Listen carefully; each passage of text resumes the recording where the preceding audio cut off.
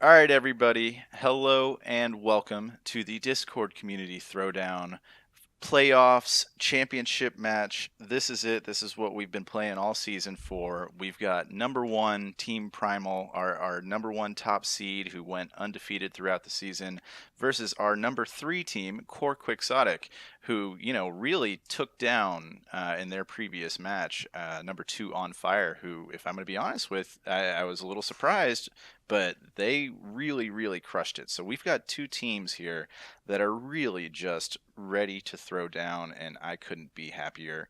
And with us today, we've got a great crew. We've got some seasoned pros, some serious vets. We have got Ham Tornado, one of our favorites. We have got Kenobi Casts himself, and then we also have John, who is going to be running some analysis today. How is everybody doing? What's up? Lay it on me. That's a pretty big invitation right there, PK. But I'm doing great. Really excited. Jazz got some coffee going, so ready for some spicy matchups. Good, I also have good. the coffee going, so I'm definitely ready to cast. We're ready to go. I've switched from I switched from energy drinks to coffee, and I feel like 100% better. So definitely ready to get into this one. Yeah. I think running a little bit less sugar will probably be a good thing, but it seems like coffee is the caster's best friend tonight. Can't go wrong with that. What about you, John? How you doing over there? Pretty good over here on the solo desk on the analyst side of things. Got water of myself. Don't particularly like hot drinks when I am talking, but No everything's going well over here as worries. well. Right on, right on. Iced Yeah, coffee, see, there cold you go. brew. You could do that. You But can't make that excuse, John. We're coffee connoisseurs. We'll find it. All right. Well, so now that we know how everybody's doing, I guess we should probably go ahead and find out how our teams are doing. But before we do that, I guess it'd be worth mentioning how they got here. Primal had an undefeated season, which I do believe I mentioned, but nevertheless, they had the task of taking down two Flexi in our quarterfinals in our final four match, and they really they took that pretty firmly. Core Quixotic, on the other hand, this is their third match in these playoffs. They had their opening round versus Orange Trash, which was a real heater, a serious match where I had no clue what was going to happen, and just a joy to watch. And then went on to take out On Fire, our number two team, and they did that pretty handily as well. So I'm excited to do that. And one of the men, or one of the humans, we have men and women on these teams, but one of the humans that really helped make this happen was Risky of Core Quixotic, and I think it's about time we get a little bit of a pregame interview here. So I'm going to go ahead and drag them up into our lovely little voice chat. And we have Risky here with us, one of the main DPS off of Core Quixotic. How you doing today, man? I'm doing all right. Not too bad. All right, I love to hear it. Not too bad is my favorite answer. So let's get down to brass tacks, though. We've got some casters here and analysts, and they're about to poke and prod. They want to know what's up. Who's up first? I guess I'll go first. So, Risky, it's been said that Team Primal is this, probably the giant, like this number one seed that we have coming out from Discord Throwdown in general, undefeated from what we heard so far, and you've played them already. Didn't go probably the way you had thought, but did you guys learn anything from the last time you played? Anything that you thought you could, use to probably win this match, give yourself a better idea of what Team Primal was going to be running. Anything that you saw that you think you could help yourselves winning this best of seven? Yeah. So like basically like a few of the things we saw, they're pretty reliant on Ryan Zarya from not like what we would see. So that's something we can probably exploit. Another thing is they rely a lot on their DPS to like clean up fights. So basically, what we're looking to do is just like harass their front line, keep it, just in check, and that way we should be able to keep the rest of the team in check as well. Right on. Yeah, so Risky, nice to meet you, by the way. I don't think we ever talked before, but you mentioned the strength of Primal's DPS. How are you and Kivana going to mind game them? Put some pressure on them so they can't just roam free. Right. So out of the two, we'd have to say that their projectile DPS is the scarier of the two. Luckily, it's something that can be easily dealt with. So we're going to be looking to just kind of shut them down in that regard. and then from there we should be able to take our respective 1v1s. I'm quite confident. Nice. So start at the top. You're in jail. You go for the biggest guy, take him down, and the rest of the team will just fall apart. That's what I'm getting. Pretty much. Okay. John, what are you thinking? Well, first of all, congratulations on making it to the final. Of course. And going into this, how have you approached your preparatory time, your scrim time, in order to best kind of counter their defenses over here, or attacks if you're going into it from that angle? So at this point, we've just been just kind of like going into scrim blocks with the map pool that we have and working on what we're good at. And that's kind of like our game plan. We're going to focus on do what we do best. And if that doesn't work, then we're going to be looking to screw up what they do best. Mm. All Very right, impressive. can't go wrong. Tried and true. I'm still interested in Kivana. Do they run a very similar hero pool? What should we be looking for here? So the interesting thing about Kivana is he actually was a main tank prior to joining us. We actually picked him up. He tried out for our main tank position, actually. And then we decided why not bring him on as projectile DPS, and he performed very well. All right, okay. And so, yeah. So he has the mind of a main tank, but the skills of a DPS carry, so I'm pretty excited. Well, I can definitely see where that would work sometimes. It can definitely lead to some different playing philosophies, and hey, you never know what'll work. So I look forward to seeing what we'll find out. Risky, thank you for your time, and good luck in the match. All right, everybody. Now we have our second interview. We have Racer from Team Primal with us. How you doing, man? I'm doing good. All right. So, I mean, what's the mentality here? Actually, you know what? You guys don't need to hear me talk. Kenobi, what are you thinking? We got some questions for you guys. Well, he kind of took the words right out of my mouth, PK. I'm sorry. I was excited. I'm thinking, I was gonna ask Racer here. I was gonna ask, you guys are the undefeated team. You're the number 1 seed. You're going in with all this momentum. And how do you guys, how is the mentality for you guys being that number 1 seed, that undefeated, going up against someone like Core Quixotics, who, they're a pretty good team in of themselves. How do you guys keep it so that you don't stand on ceremony and you have, the same kind of hunger and feel in grand finals here, even though you guys are already undefeated? Well, considering that we're like the first seed, I think that core has really improved since last time. We 4-0'd them last time. So I think our mentality's gone down because we know that they're a better team now and it's going to be a close. Sorry, you broke out there a little bit. I did? Can you repeat that? Let me get close my door. So core's gotten a better team since last time, and we're kind of scared of them. So we kind of really don't think of ourselves as the first team, and our mentality's gone a little bit down. So it's going to be a close game though. Well, that's what we're looking forward to. Games, yeah, that's my favorite kind of game. Favorite flavor. My question, kind of piggybacking off of the back of that, then, are you guys going to be looking to make usage of any of these new heroes that have popped into the meta? Throw Core Quixotic off their game a little bit. We're planning on using Hanzo a lot, but going off Symmetra, I don't think we're going to use her at all. Okay. And no not using Sombra Wrecking Ball either. allowed either. Hmm? We're not using Wrecking Ball because he's not allowed either. Okay. He is okay. allowed, but I believe both teams just said that they Don't wanna use him? Yeah, that they don't want to use him. Oh, okay. JK, my question is moot then. But in terms of play style, I guess I would adjust the angle a little bit, because you guys are known for a lot of explosiveness and kind of that aggressive play style. Are you thinking of, switching anything up, as Core Quixotic has no doubt been scrimming you, prepping for that? I still think we're going to be pretty aggressive, but we've toned it down a little bit so we're more passive and can get more heals in. Mm-hmm. Right on. Well, oh wait, hold on, John. Sorry. Oh, no. Sorry. I love you, John. I'm sorry. I'm just so eager man. to see this get just ready to see these teams battle, but lay it on me. Let's dig in deeper. I guess way over here on the analyst desk, apparently out of PK's eyes, I've got a few questions for you. From our analyst point of things, I'm always interested. How does the infrastructure of your team work when you're in the scrims? Do you look at it yourself? Do you decide you just want to focus on your synergy and mechanics? Do you have excess strategies that you like to study? How does that go about in your days? Yeah, we definitely like to focus on synergy and mechanics. we like to see like how we can do of like certain compositions and how they work, and we usually like to bring those compositions into like the actual game.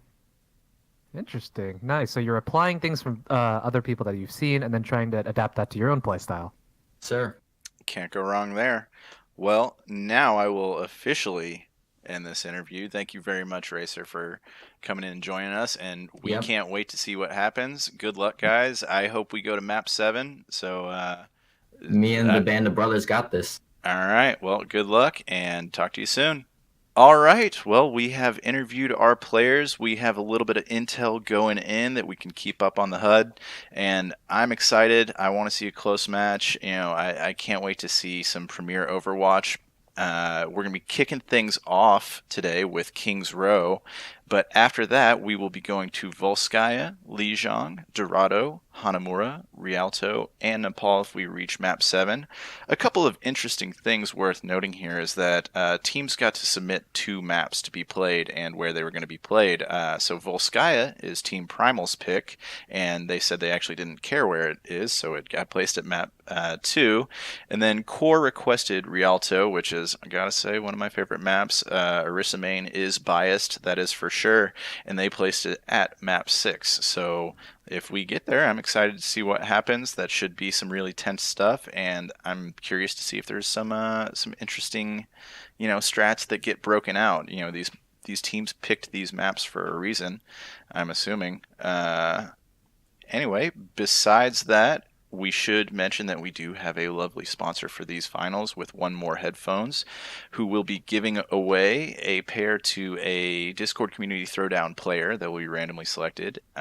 Also a pair to the captain of the winning team, and this is the Spearhead VR gaming headset, which is pretty amazing, I must say. But without further ado, I think it's time we go to Kings Row. Now entering Kings Row. Now entering Kings Row, folks. Athena said it, so you know it's official. Welcome to the Discord Throwdown Grand Finals. I'm Ham Tornado, going to be joined today by my lovely co-caster, Kenobi. How you feeling, bud? I'm feeling pretty good. Got the coffee in me. I'm ready for this best of 7. It's the first best of 7 I've actually ever casted, so definitely in for the long haul. Can't wait to be part of this, and I think we're going to have a banger of a match here, Ham. Bangers, super spicy play incoming most likely, because Primal, they are currently sitting in first seed undefeated in the regular season, whereas Core Quixotic kind of came up from behind in the last set, snatching away this opportunity to play against Primal from On Fire. Past is the past, though, but it's likely still going to be something very important to watch out for. Primal, is this going to be the time that they finally drop a series in Grand Finals? It's definitely possible. We're in Grand Finals, Ham. Anything can happen on any given day. Any team can win a map of Overwatch. Anything. Just anything can happen. And these two teams, they are pretty similar in how they've come up. Primal is that team, though, that is undefeated, and that is a pretty high mountain to climb for Core Quixotics. However, I think this is definitely their time. The meta is a little different. We see some interesting things. So I can't wait to see what we're going to be seeing from these two teams. And it looks like at the start here on the defense, we're going to be seeing a Pharah Junkrat. Interesting, because we don't really see that Pharah on defense too much, but Polar might see this as one of those comfort picks for Polar. So if they do have a lot of this AoE damage, a lot of spam damage, they might be able to get a couple of picks. And as we've seen, in World Cup, Junkrat on point A on defense on this map specifically for Kings Row is such an absolute monster. 100%. Primal doubling down on that projectile DPS, as Kenobi said, as Core Quixotic make their way out of spawn. And this is an entirely different take. You got that heavy shield tank, Reinhardt Zarya from both sides, but Core Quixotic instead choosing to put their DPS on those dual snipers. Okibana on the Hanzo, Risky on the Widowmaker. And already we see the snipers trying to put in a little bit of shots, but the angles can be very hard to find here, especially from the ground.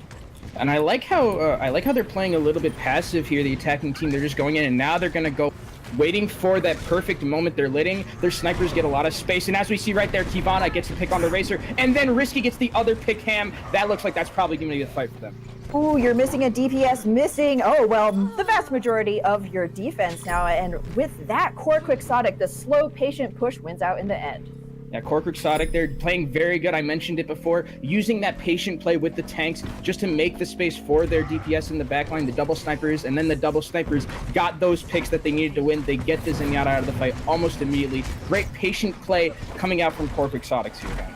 And that's the thing, Kenobi. Even with all the healing and pocketing in the world, a headshot will cut through that every single time. However, now Primal now swapping onto their own double sniper, making quick work of Cork Exotic's aggressive push up, trying to get a little bit more free distance for that payload, but it did come to bite them back.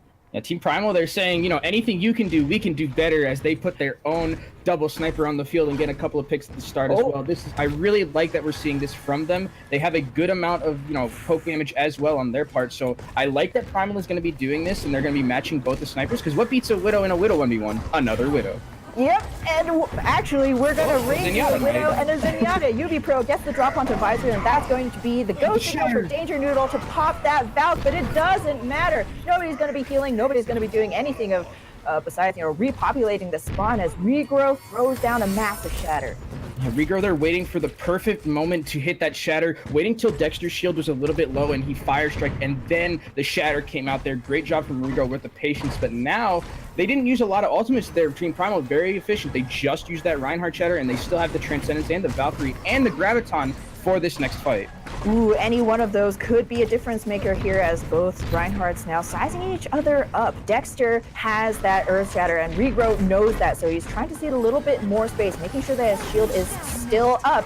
Valkyrie now pop for Ono Potato. Primal gonna try and go forward, but no, they're caught in the unwilling hug. The Dragons trying to cut through all of that damage from the Racer's Transcendence. Now it's going to be a counter grab. Again, answered by UB Pro's Transcendence. A Dragon thrown in for that last little extra bit of damage, but you're not going to be finding anything if it's not connecting with Cork Exotic, who continue to try to push forward here. Last couple of kills from UB Pro, and that should be Cork Exotic potentially getting point lead. Yeah, and there we see how the coordination for these ultimates is so important. We saw from Team Primal, they hit that Graviton combo so well there, and unfortunately for Cork Exotics, they just didn't hit theirs that well. The Dragon Strike just a little bit late into the Graviton, so you waste both of those ults, unfortunately, with nothing to show from it, no value, as Risky's going to get another kill on the Visor. Seems like Team Primal really liking this double sniper duo so far.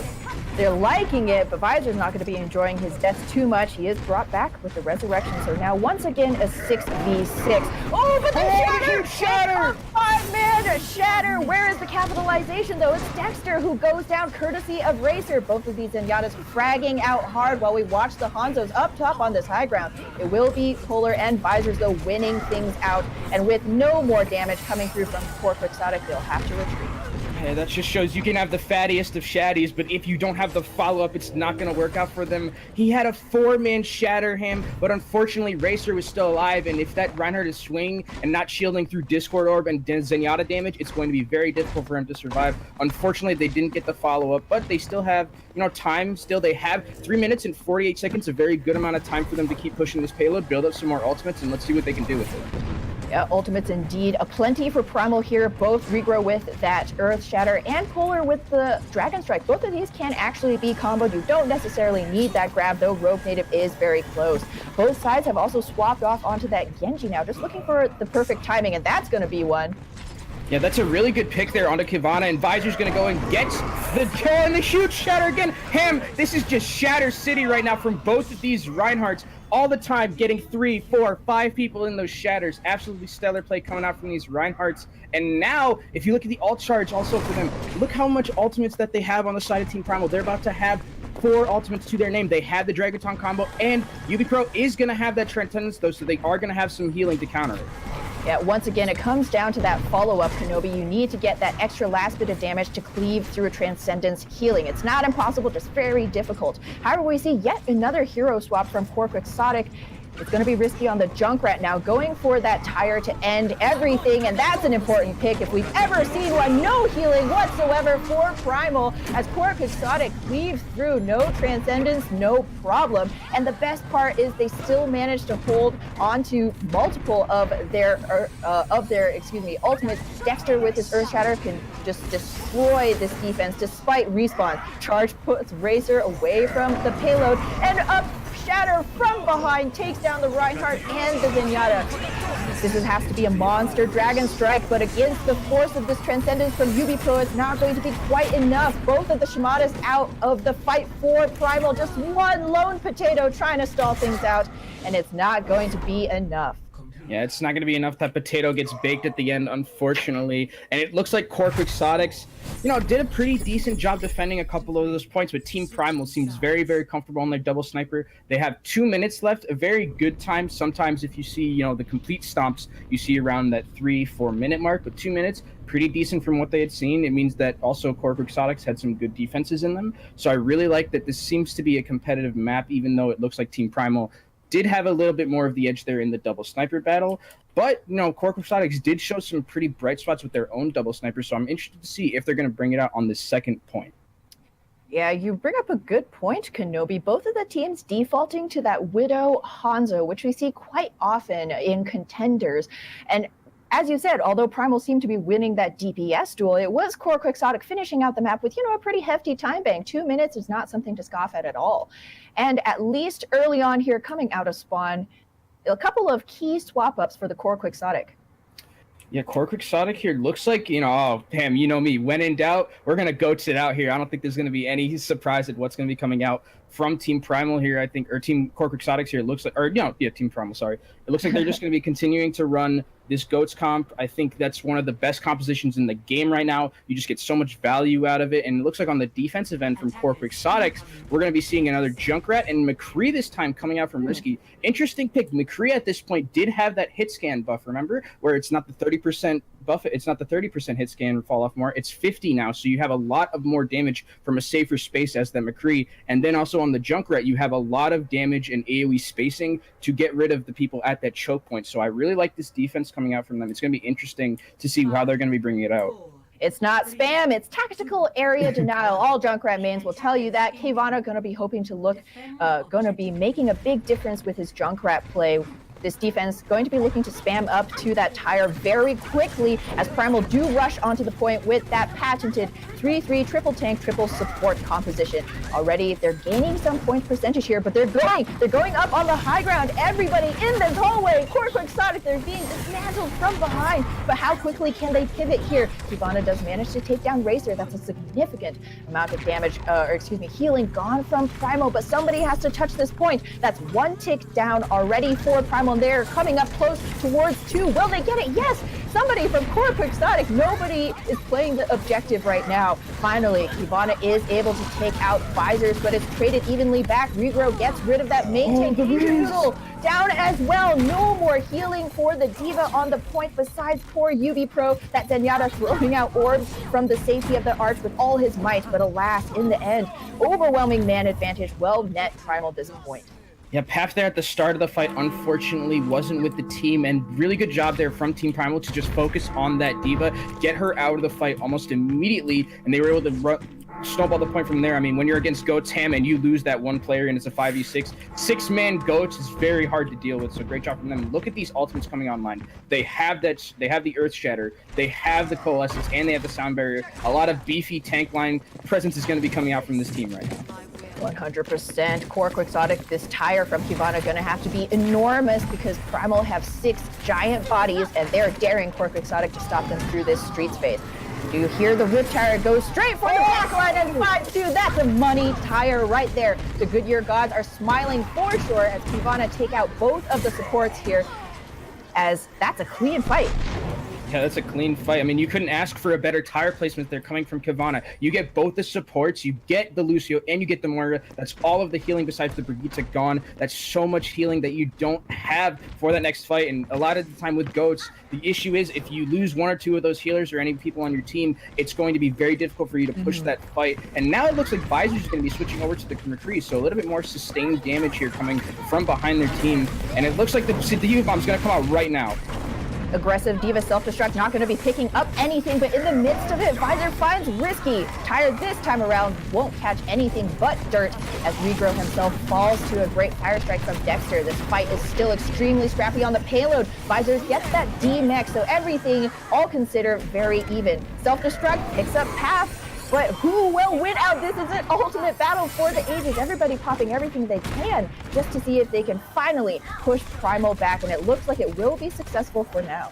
Yeah, this is just an absolute war now, and it looks like Visor there at the start did a very good job of getting Risky out of the fight early. You know, we talked about that hit scan buff that he had, so Risky more susceptible than ever to that damage from that McCree, and it looks like they're going to be close to the barrage and the tire as well, as the zoning Deadeye, not a zoning Deadeye, gets both of the Pharmacy out of the air, does die to Path though, and Ham, this fight is just getting started. Oh yeah, just getting started, but Primal are going to be looking to end it. Graviton Surge, no capitalization there, and again, a very scrappy fight on the payload itself. Ono Potato going to give his team all those massive shields, and with just 2 tanks left from Core Quixotic, they're likely not going to be able to hold. I really like what Visor's there did with the Deadeye. He waited specifically for the Valkyrie and for the Pharmacy to go into the air, got both of them out of the fight almost immediately. And when you can trade a Deadeye 2-for-1 with that Pharmacy, it's a very good. So it looks like Risky's actually going to try and recontest here right before the point gets there. Visor dinks him in the head, and it looks like they're still going to try and recontest him. This might be a little bit too over-aggressive. Ooh, who knows though? Primal, they have to remove all of Core Quixotic all the time in the world for all the reinforcements for the defense to come in. Kivana gonna hope to wrap things up with this tire. Does find Polar. Ooh, got 2! Answers back with 2, and you don't need to be Hanzo for those kind of simple maps. Ono Potato takes down Dexter. No main tank left to shield the rest of this defense, and Primal are finally gonna push through. Yeah, they're going to push through, and it looks like Kivana going to be switching over to the Reaper here. Interesting choices. He's going to try and deal with the beefy tanks in front of him, going to go after that Reinhardt, try and get him down as best he can. I'm not sure how well it's going to work, as it looks like this is one of those points in the map where it's very close, and you can get a lot of damage with the Reaper, but they do have a lot of CC from Visors here and the charge, so going to be interesting to see how this Reaper works and how it's going to be played from Kivana. Absolutely, Kivana on the point. Oh, the block! Down invested, but for no results.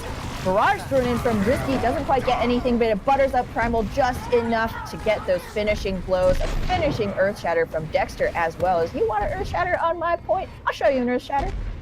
Yeah, he shows them the Earth Shatter, gets 2. 2 is always better than 0, Ham. I think the math there speaks for itself. And it looks like from the side of Team Primal, they're going to be switching with this Goats type comp with that McCree, keeping that McCree just to deal with Risky in the air. Does have the Deadeye, so let's see if he can get another huge Deadeye with this next fight. Geyser's going to be looking for that perfect time, but he's brought low, taken out.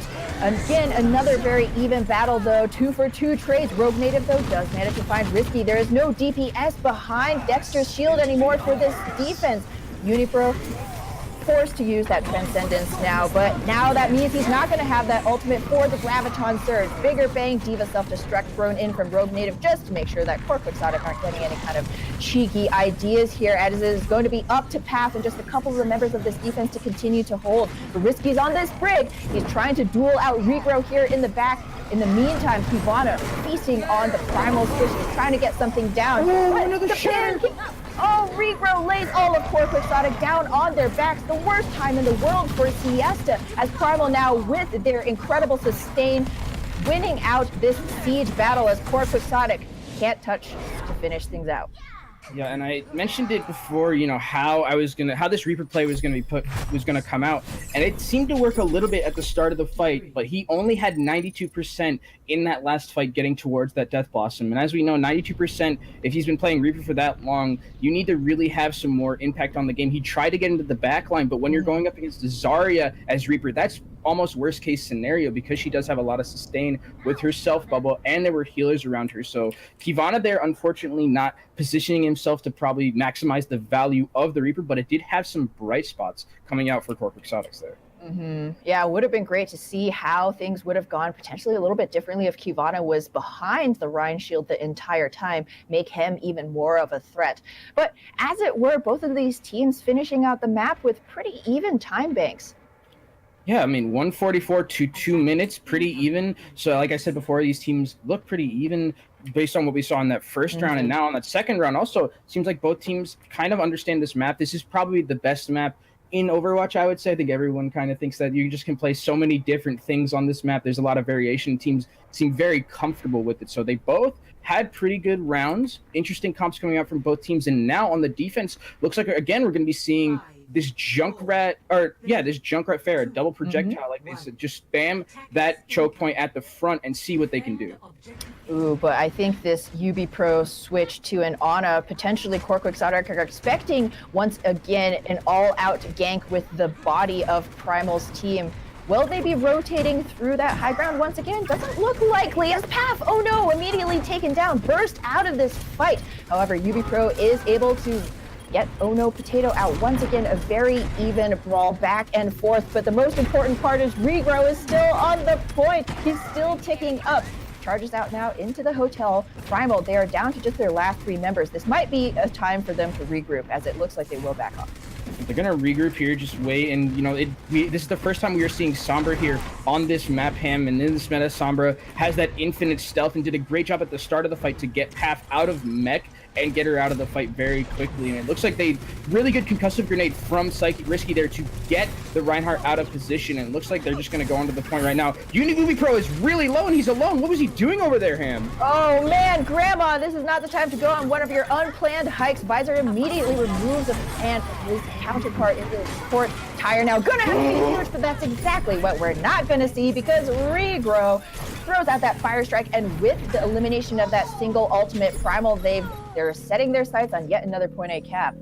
Fire Strike is the ultimate enemy of the Junkrat Tire, can one-shot it immediately. And unfortunately, UB Pro, I'm not sure what exactly happened to him there. Just out of position and losing that Ana, one of your best healers, and the only healer you really have on the ground, because the Mercy has to be with Risky in that eye in the sky with the Pharah. So not, unfortunately, just a little bit of misposition there coming out from them that probably led to them losing that point. Yeah, Core Quixotic, they have lost the battle, but will they win the war? Primal, they have to rotate these ultimates very carefully now. They have several coming up online, but again, remember, this is overtime. They can't leave this part for a second. Dexter trying to out-mind game Regrow, but it's going to be risky with the flanking barrage. Picks up 2, and 1 tank and 1 healer down. It's going to be a miracle if Primal can pull this back out, but Regrow doing his best by himself here, finds his counterpart in the main tank. Risky also takes down Polar, so once again, this brawl is continuing, folks. Both of these teams never say die, as the time to kill has been an issue for Core Quixotic. Racer now taken out, but Oh No Potato having the chance to pop that Valkyrie. It's a stalemate, guys, but both teams now swapping Kibana and Polar onto the counterpart Tracer. Oh No Potato out of the fight now. There's no healing for Primal. Core Quixotic, they need to use this time to capitalize. Finally, Risky throws out that barrage. It only gets 1 in the meantime. Everybody else from Core Quixotic have fallen. What is happening here? I mean, just both of the teams, the respawns are so even for both teams, and Team Primal just keeps putting bodies on the point right now. Polar and Lucio on this point. Oh, but it looks like Dexter is going to get that final Reinhardt cleave into them, and that's going to be it for round 3.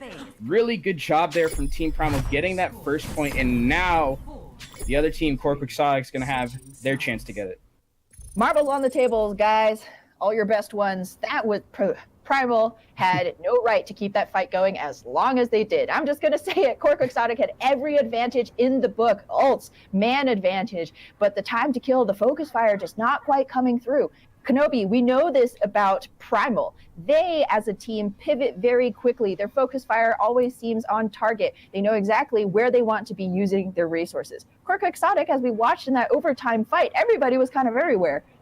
Yeah, it was a very hectic fight. Kind of reminds me of Chinese Contenders a little bit, where things are just happening on the point. Ults are flying out left and right. Nothing really makes sense anymore. But just the ultimates came online at the right times. Risky had 2 barrages in that last fight. That's absolutely huge, and no one was really there to contest Risky on that Pharah. So really good job from Risky, playing that sort of aggressive style of Pharah that you can play when you don't really have anyone to contest you. Managing to get 2 barrages in 1 fight is pretty insane in and of itself. So really like what I saw coming out from them. And now on the defense, this might be a Doomfist on defense here, Ham. Doomfist had a buff a couple of patches ago, and this is the first time we're seeing him today.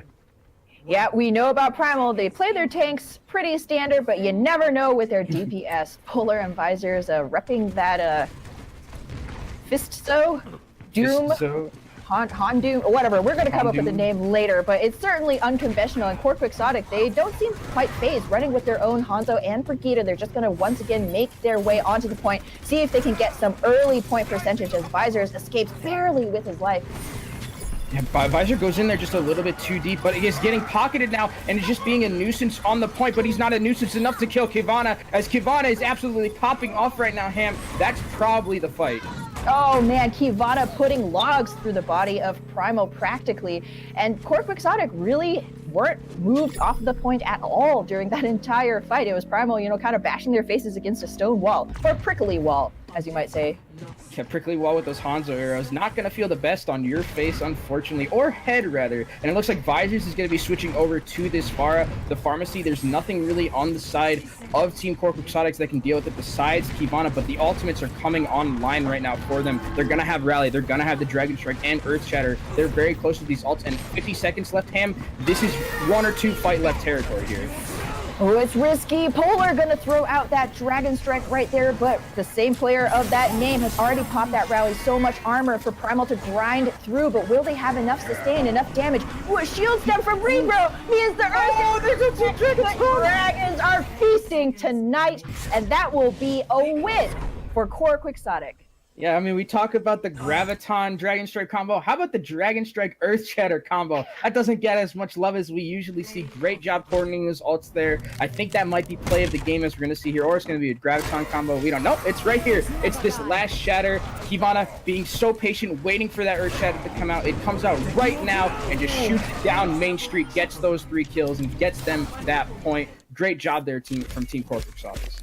Indeed, it definitely, both Dexter and Risky just playing really well. The patient game, as we mentioned before, Kenobi, waiting for that shield stun. Step 2, Earth Shatter. Step 3, Dragons. So, I mean, you could say classic ultimate comboing, but, the amount of times that we actually see such clean execution, I can count on, one hand. Yeah, I mean, sometimes it doesn't work out as well. We saw the Dragaton combo kind of missed a little bit in that first map, not as clean and crisp as I'd like to see, but there at the end, when it really matters, Ham, you get that nice combination, great coordinated play coming out from them. So really liking this, and it looks like we have a very close set on our hands, Ham. We have these two teams very close in the way they first started the point, very close in the way they ended the first map. So really looking forward to see what more we can get from them. Very brawly stuff, as at least to the caster eye, but now we got to throw over to our analysts on the desk, John and PK, to break that down. Hey, reporting in from the analyst desk way over in the corner over here, joined by PK, possibly Yep. analyzing with me, possibly babysitting. Doing my best a just to game. bring entertainment and hopefully some analysis. But look, I'm just here to support you. What did you see? Break it down for me. How did this really come to be? Now, this was a really close match between both teams. We could see it go back and forth, but the main standouts to me, like player-wise, would have been Core Quixotic's DPS line. It would specifically Risky. Risky, going by his name, was taking very risky flanks. He was going back and forth and continually tore up Primal's backline, whether he was on the Pharah, whether he was on a Brigitte. He continually messed up Primal's front line. They weren't able to push in as far as they wanted to. And joining him was Kivana, playing whatever needed to be played, whether he was on the Hanzo or his backup plan, whether he was on a Reaper, a Junkrat. He pulled out many things out of his hat, and Primal just could not handle it. They continually rolled them over.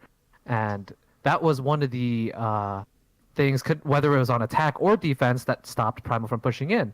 But looking at it from both teams, we can see that both teams did not have spectacular first points. We saw from both angles from the attack that both of them enjoyed going straight to the point, and while Primal enjoyed running with some Orisa defenses, maybe tossing a Doomfist in there or whatnot. Core tried to also run that, and most of the time it just didn't end up working, whether it's double projectile, whether it was staying on top of the tanks.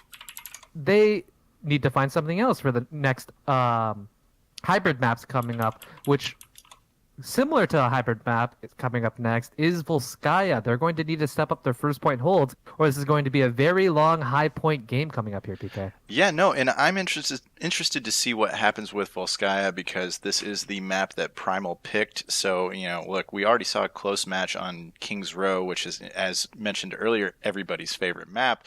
So I'm interested to see what comes out on Volskaya. There is one thing I did want to mention that I picked up on, in that the supports from Core really, really were doing an amazing job in that match. There was a moment where I was focusing on the Pharah of Core Quixotic. I think I saw 5 Hanzo storm arrows sitting in the Pharah as she was flying around, and the only reason she was still alive and still effective was because of that Mercy hanging with her, and I just found that to be super impressive. Of course, Danger Doodle doing a fantastic job on that Mercy. The unsung heroes, generally when you don't notice the supports, it's when they're doing their job very well. You never want to see them up on the kill feed. Now, going back into this, however, besides the first point defenses being weak from both teams, the general sense I got from both teams, especially on the attack, was that they waited for their DPS line to get the picks. There was no excess rotations. Generally, it was either Risky or it was Visors from Primal able to nail down a kill, and then the tank line would finally progress forward and they would punch their way through the defenses. I'm more willing to kind of look for, or not more willing to look for, but rather more excited to see more tactical play rather than brute force play coming in from both teams. Well, and you know what? We have a moment since Risky's power went out, but he is getting back online. But while we're talking about it, I mean, I will say that when it comes down to tactical play, Primal's first push I was very impressed by. Most of the pushes were straight to point, but that one where they round all the way back through the, not the hotel, but I guess just the adjacent building to come back and fight on their own high point. I mean, I gotta say I was impressed by that. Usually I don't see that route of attack in most games, especially in Gold. Not that that's where I play, but I was very, very impressed by that myself. Of course, Goats. If I am correct and my recordings are correct, Primal did run a Goats composition, switching over to Kree when they saw that Core was indeed running a double projectile with the Pharah and the Junkrat. Now, Goats being a very standard route is to wrap around that corridor there and take them off the high ground before they approach. Now, Core did handle it somewhat well, but in the end, the pure power of the Goats composition, they punched through them and they got all the way into the Orisa. The amount of healing that Core could provide wasn't enough, and Primal with that Goats composition are just able to shoot through that even with the double projectiles flying around. Yeah, can't particularly hold up to that. I'm very curious to see where it pops up in these other maps, because it does have its range of effectiveness depending on whether you're on a payload or a control map, and depending on which one it is, sometimes it just is more or less effective. So I'm curious to see where they run it. Of course, and if we are talking about the next map here, Volskaya, I'm curious to see if Core will pull out their double sniper again. Double sniper being very popular in most matchups here, seeing as tanks are generally run on the defensive side. Double sniper having its advantage in wanting to flank those tanks, taking as much space as possible, and then setting a crossfire between the Hanzo and the Widow on opposite angles, able to shoot down and take as many pot shots as they want from the high ground while the tanks struggle. Exactly. And with Volskaya, which is definitely a sniper-friendly map, it will be interesting to see these snipers, which are definitely some top-tier level DPS. I'm interested to see where they're attacking from and who they're focusing. So should be some good stuff whenever Risky gets back. And that's... Well, we still have more to talk about, so it's no rush. Coming from Primal, actually, since we've been talking mostly Core, Primal actually says they have been running a few strange things. For example, in their first defensive there, they were running that double the projectile, immediately gave up on that, went to the double sniper to contest Core, but it didn't seem to be according to their plan. They just swapped because they needed to. Now, they weren't afraid to run the Doomfist on the second defense there, and it didn't quite work out to their favor, but it shows their adaptability and their willingness to try something new. So going into Volskaya, while I did say Double Sniper was a good composition, maybe we could see more Doomfist coming out. Possibly going into second point when things are getting a little rough or a little hard on their side. Maybe even running it on the defense. We could see anything from them.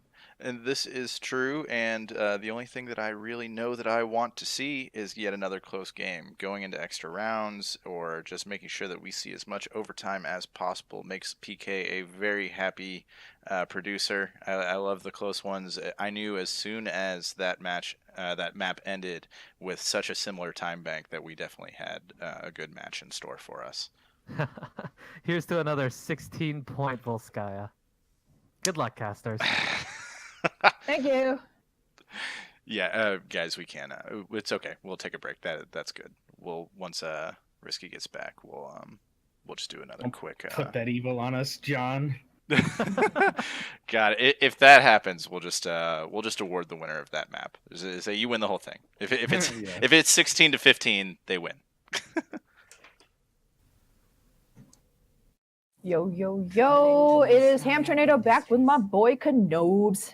Hippity boppity, hippity hopping back into the game. Let's all send up some thank you prayers to the internet, Jeffsus, for getting Utilities Risky back gods. with us. The utilities gods, indeed. As we head into Volskaya, and as the desk touched upon earlier, this is the map that Primal chose to be included in the map rotation for today's best of 7. And they're really going to be hoping to capture a win here, going down in the first map of your series against, the 3rd seed, who you had previously worked pretty hard in their last matchup. Is going to be a real feels bad. Primal going to be looking for a pickup here. Yeah, and especially on their map pick, Cam. You don't want to lose on your own map pick, especially at this point when you're already down 1-0. Going down 2-0 on your own map pick would be a huge, mental kaboom for them. You're going down 2-0. That was your own map pick, and this is really, the pressure is on Team Primal, especially since they're this undefeated team. They're the team that is the 1st seed. They're the team that is supposed to be in the driver's seat, and now looks like they might be starting to ride passenger just a little bit. Ooh, nah, you don't want to have to be shoddy when you're driving the whole machine earlier, right? So, Core Quixotic, though, taking a look at this defense, you have a Sombra now. She saw a moment of popularity during like the Apex Season 2 kind of era, but has largely fallen out of vogue. But with these buffs, we're seeing Core Quixotic, put their defense on her shoulders. Yeah, with the new Sombra, with her infinite stealth, you get such a great amount of utility with this hero. You get that infinite scouting, where you have that infinite stealth, and you can just scout for free what the team is bringing, what their backline is doing, where they're positioned, etc. And then also you have Hack, which Hack, as an ability, basically a silence, can do so much damage to a team if you hack one person, like Azaria, for instance. No bubbles for her, and she's very squishy at that point. So Sombra here, gonna be something to look out for with the hacks, with the infinite stealth, with this scouting, as Risky's gonna go for it, just straight up, gonna go find the team right here and communicate to his team what they're gonna be running. Exactly, scouting can't downplay the importance of knowing what you're coming up against, because Primal once again are running this GOATS composition, 3-3, triple tank and triple support. It's all going to be all about rotating those barriers and cooldowns, using those big beefy bodies.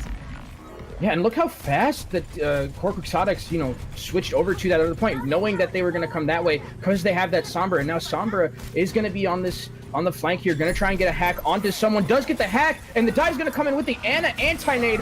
Great coordination here from Core Quixotics, and they're probably going to win this point, Ham. Ooh, wow, that time to kill, man. However, there's still a bit of a brawl. Yes, it will look like Primal wisely backing off here. Sombra made a huge difference there. What incredible patience. So often we see teams go too aggro, get too eager, but that's not what happened.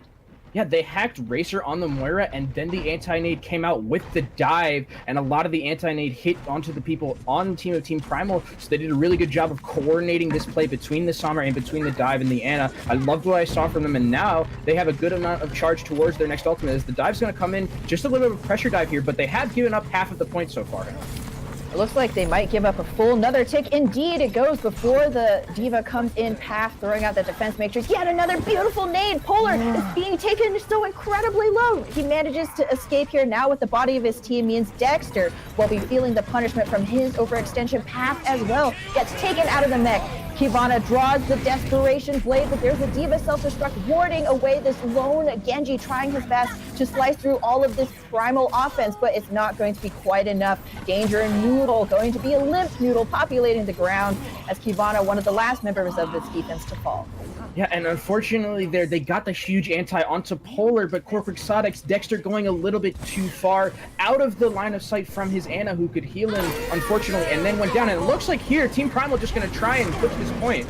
If you're gonna snowball any map, it's in the Tundra. Self-destruct now out from Path, just buying some crucial time, but Risky is found in the back. That's no EMP online for Core Quixotic now. They gotta win this just with that vanilla Overwatch. UB Pro ready with that nano boost, but he's gonna have to wait for this Graviton Surge to subside. Path goes down, a beautiful anti-nade, and finally, in a combination with that EMP, we see that Tesla cannon, Winston blowing with all of that Grandma Juice might, but it's not going to be quite enough. There's still just so many bodies, and now shields on top of it. Yeah, there's so much health on the point right now, and Brigitte, one of those heroes that's very difficult to get them off the point with her AoE healing and just the damage she brings, but it looks like Team Primal here actually doing a good job of making sure that they're stalling the best they can, even though that the health bars are going down. We have the Gale to Mahal coming out the Lighthouse, yet another brilliant anti-nade, but it's not going to be helping anybody when all of Core Quixotic is dead, and Primal finish out Volskaya in an impressive time. The Primal did a good job there. It looked like that first point, it looked like Core Quixotic had been figured out a little bit. Just some communication issues, unfortunately, for the side of Core Quixotics. They're not able to get that Winston healed. Ubi Pro just not in the line of sight, unfortunately, and it looks like they are going to take this in 4 minutes and 53 seconds. That's pretty standard for Volskaya, right? If we see snowballs, it's usually around this time. It's either you get this snowball or you're spending 7 minutes attacking and then you get it in overtime. There's a very often there's no middle ground in this map. Yeah, only black and white here at Volskaya. No grays. No grays. Yeah, No grays.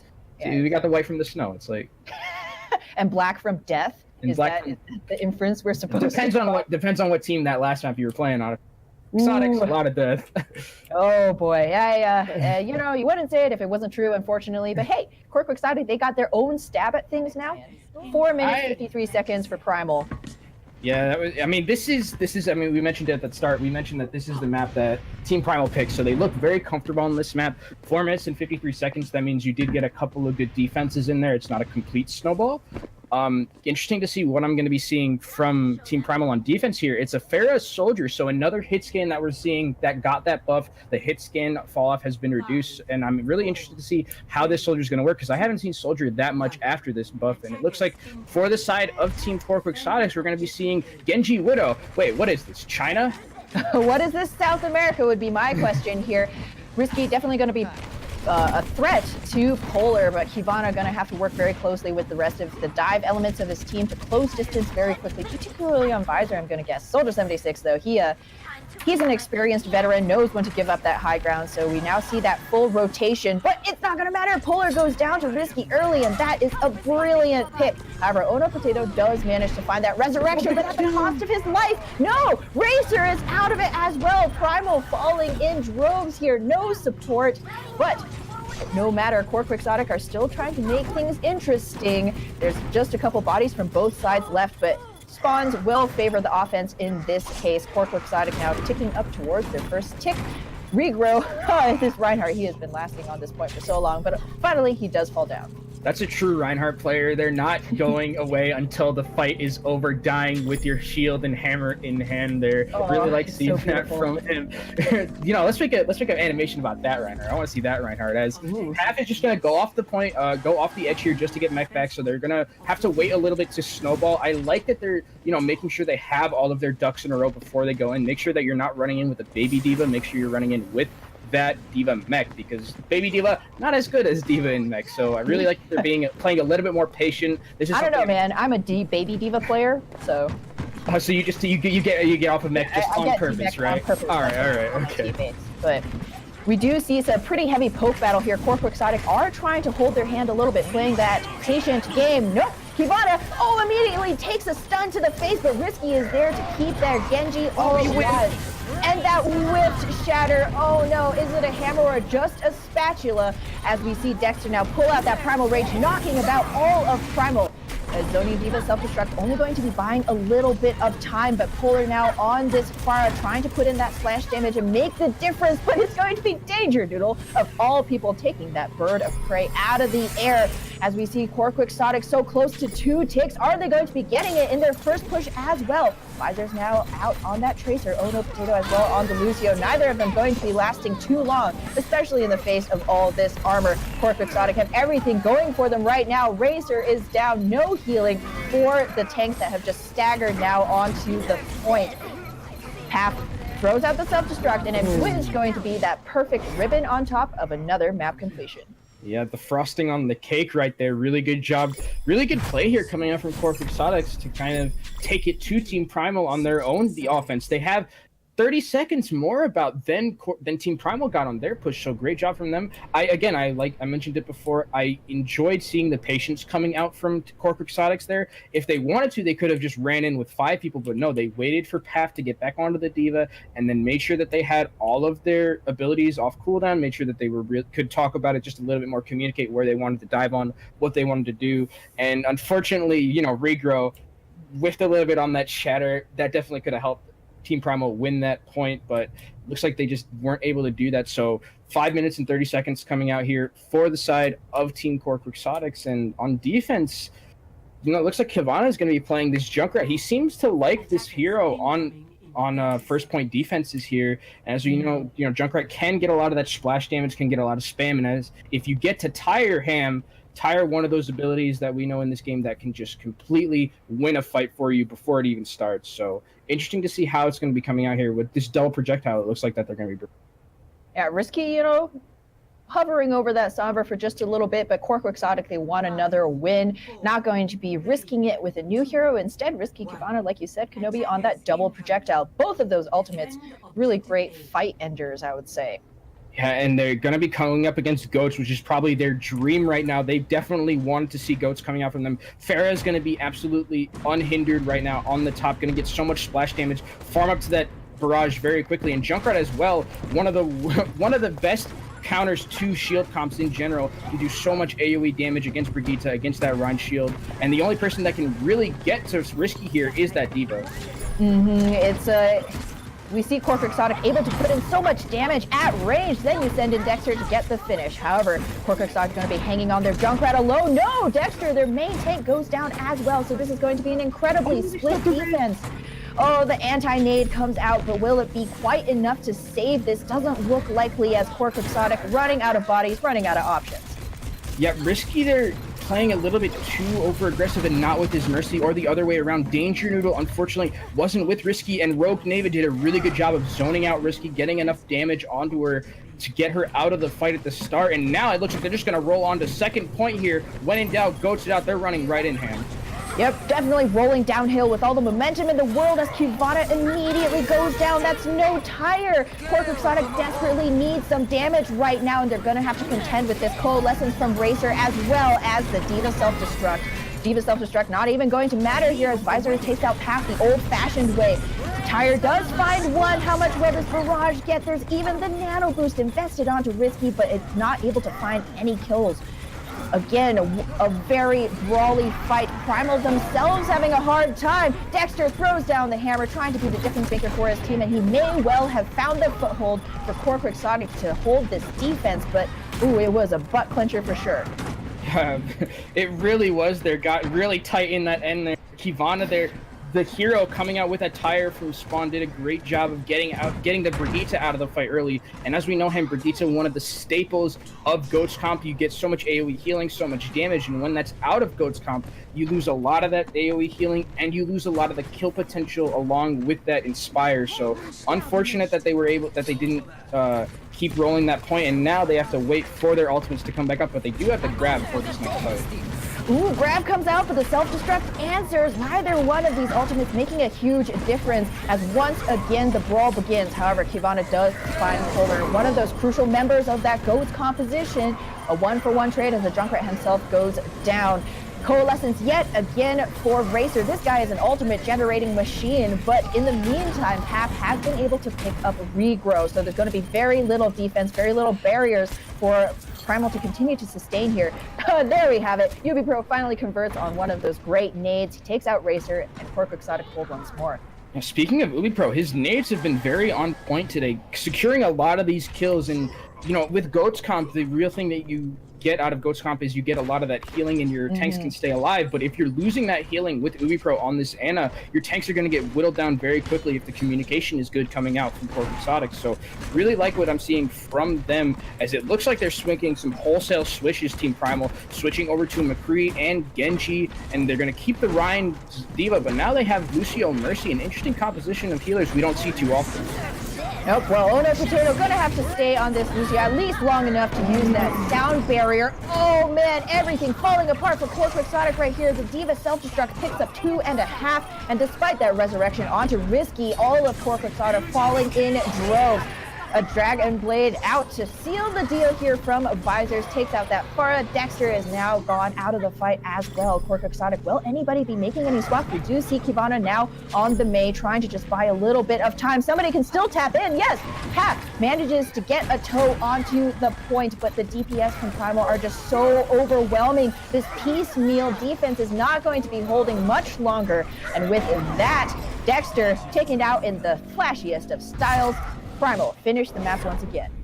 Primal here looking very comfortable on Volskaya, not as snowbally as we saw on that first push that they had, but they still got those 4 points. Minute and 6 seconds left, so they are going to have another shot at it if this does end up going into overtime. Again, if it's going to be 4-4, I mean, we joked about it on the desk. Are we going to get a 16-point Volskaya map? We're getting there. We're already a quarter of the way there about. So really, these two teams kind of just want to play in this map, I guess. Both teams just having a hard time with that snowball defense. To the credit of Cork Exotics, though, they did have a really good defense when Goats tried to snowball onto them. So they definitely seem to have figured out the Goats comp a little bit, not as convincing as it was in the first map, but we'll see how they can, how they're going to be running on offense, Cork Exotic. I mean, something that John said earlier that really struck me in particular when Cork Exotic were running that Pharah Junkrat. It's not just a question of playing your compositions to the best of your ability, but making your enemy play their favorite comp worse, right? Righto, folks, we are back in from this pause. We were saying, you know, maybe a 16-point map, hopefully not a 16-pause map. No. As we do now get back into things. Primal, they have just finished their own attacking round, completing Volskaya once again with more than a minute left in the bank. And Cork Exotic, they now have to do the same or else fall here in Icy Volskaya. Yeah, and we talked about it before. This is Team Primal's map pick, and on defense, it looks like we're going to be seeing a Mei coming out from Visors here. Interesting him. We don't see Mei too often, and against Dive, it could be something that actually works if you're able to, you know, do some damage. But he is going to be found out here. Visors, if the Dive is good onto the Mei right here, it could be deadly. Oh boy, Visors forced to use that ice block already, and although the Mercy Pocket was there, Visors is taken down. The hack is onto Polar now as well in a corner. Nobody puts Polar in a corner except Dexter, apparently, as he takes down that Genji, and we actually see Ono Potato fall to his death as well. The hacks from Risky have been monsters so far, and Cork Exotic, they are just now touching the point, but they've basically already wiped the defense. Well, the sneaky Mei not working as well. Maybe not, you know, in that big winter coat, someone's going to definitely find you there, Mei. Not really the best sneaky position. Had to use Ice Block very early in that fight. And I really love what I saw from Cork Exotic. They're diving immediately onto Visors when they saw her count out. You know, don't let her go away. Get that pick onto the Mei and then snowball that point 5v6. And now they have a good opportunity to snowball again onto this next point. Playing it a little bit patient at the start here. Patience, because both of these Genjis are equal in Blade Charge here. They're going to be looking for the perfect opportunity to get that ultimate value. Path dives in deep and finds Racer, one of the best picks for Mercy. Vigro himself now extremely low out of the fight. It's going to be a self-destruct once again, not doing so much. But it does allow Polar to unsheath that blade. He's immediately hacked, though. Gets Danger Noodle, but will that even be enough? Kivana himself going to have a blade to turn Primal into pieces of sushi here, but he may not even need it. Rogue Native's just going to take a scenic death. throwing himself around as Regrow does pop that Primal Rage, buying the defense just a little bit more time. But how long can one Monkey's anger sustain him? Long enough for Polar to get Ubi Pro, and this may be where we see Core Quixotic start to fall apart. Yeah, the respawns are just too close right now, and the stall is too much. But that's a huge EMP. It could be huge, but there's just not the follow-up. Unfortunately, Kivana doing his best to slice and dice through the enemy team, but that's going to be it for this push from Core Quixotics. Oh no, Potato going to try and just, or Danger Noodle going to try and just run out, but he is caught, unfortunately. And some really good stall picks coming out from the side of Team Primal, getting Polar onto that Doomfist, getting a couple of boops and bops. Visor on that Brigitte, doing a really good job of getting the stuns, making sure that Kivana can't completely run around with Dragon Blade and slice and dice through everything. Really good defense there in the stall. And it looks like now Polar going to be switching over to the Pharah. We have both teams going to be going far here. So double Pharmacy and double Brigitte here, Ham. Interesting choices of, pseudo DPS that we're seeing. The ground war and the air battle is going to be coming in hot and fast. Dexter initiates with a very deep dive. His Diva's there to try and absorb some of that healing, but he's taken so low. Burst down by Visor, who had popped that rally so early on. All of Primal going to have this armor to continue to sustain through, not to mention the kills as Core Quixotic looking more and more discombobulated. It will be another stronghold for the defense. And it looks like both of these Pharahs are playing more of a ground style of Pharah, where they're focusing more on the ground battle and not focusing on each other in the air duel. So it looks like so far Kivana has been getting a lot more damage based on ult charge, but Polar has been getting a couple of kills as well, unfortunately, for the side of Team Core Quixotics. So it looks like Kivana gonna try again to just build up to Barrage and then use that Barrage to snowball this point. A couple of ultimates available for each team, and we'll see who's gonna use them first. Same route of engagement again for Dexter. Who's going to pull that trigger? It's going to be the Monkey, showing everybody exactly how angry he is. Ooh, so close to knocking that Trancing Zen off. He may still get it. Nope, Dexter going to come up empty this time around in his hunt. In the meantime, though, that's giving Regrow this chance. Both of the Pharahs popping their barrage. Oh, the bomb! It is a massacre on the point. Half finishes things out with that 2K Diva self-destructing. Kivana gets back into the fight. However, Danger Noodle won't be doing much noodling around, sent back to respawn. Very little healing left now for this attack. Risky goes down, and there goes a barrier as well, as once again, against all odds, Primal hold. Yeah, Danger Noodle there maybe going a little bit too over-aggressive with that res. He got Kivana back into the fight, but unfortunately, he died to the Brigitte on that point and not able to heal Kivana or give him the damage boost to win that fight. And, it looks like Ham, when in doubt, semi-goats it out here. They have the Zarya, they have the Rein, they have the Lucio, they have the Brigitte, but they're keeping the Pharmacy. So I really like that they're keeping the Pharmacy just to deal with Polar's Pharmacy on the side of Team Primal, but they only have a minute left, so anything after now, if they catch the point, is going to be less than what Team Primal has. Yeah, and Paf swapping off onto the Zarya now. Desperation grab potential. It may work out. It's Dexter got anything to say about it. That's 2 to the big German man's name here, and he is still swinging away, but even with that Valkyrie, it's not going to be quite enough to keep him up. Core Quixotic once again have lost one of their key components. However, Danger Noodle this time around does manage to find that successful resurrection, but what is this? Caster Curse is real. Danger Noodle out once again, and Core Quixotic running out of HP, running out of time here. Dexter hopping back desperately. Risky, one of the few members of Core Quixotic left to receive that sound barrier from Ubi Pro. How much can a barrage do? Did anybody bring their umbrellas? Kivana comes back in with the last second ultimate. However, is this going to be enough? Primal, they actually haven't given up a single tick. This is insane. Visor's back on now with the Mei. Yeah, this is a huge stun here. Kivana gets pulled in the air at the start, and Risky is close to that. Is 50% to EMP. He might not get it. Dexter coming back has this Earth Shatter for this next fight. The Transcendence has been popped already, and the Shatter comes out. Gets 2 Ham. Gets to the self-destruct once again, manages to pick up a kill. That's insane. Ubi Pro out now. A Graviton Surge at the last second, not so much capitalization. There's only a couple of bodies left here now for Core Quixotic. And with a decisive Mei pick, Primal will hold on Volskaya and take away their win. What a brawl at the end of the fight there. I mean, it looked like it could have gone either way at points. Risky had come back on the Sombra, was getting huge hacks and huge kills, but the respawns were just too close, unfortunately, for them, and they ended up going down. Core Quixotics ended up just very close game in the end. 1 minute only separated both teams. And it looks like Team Primal finally won their map pick, so they definitely didn't go down. They didn't go down 2-0. They're now 1-1 they won their map pick, so now we're going to be going with some momentum into these next few games.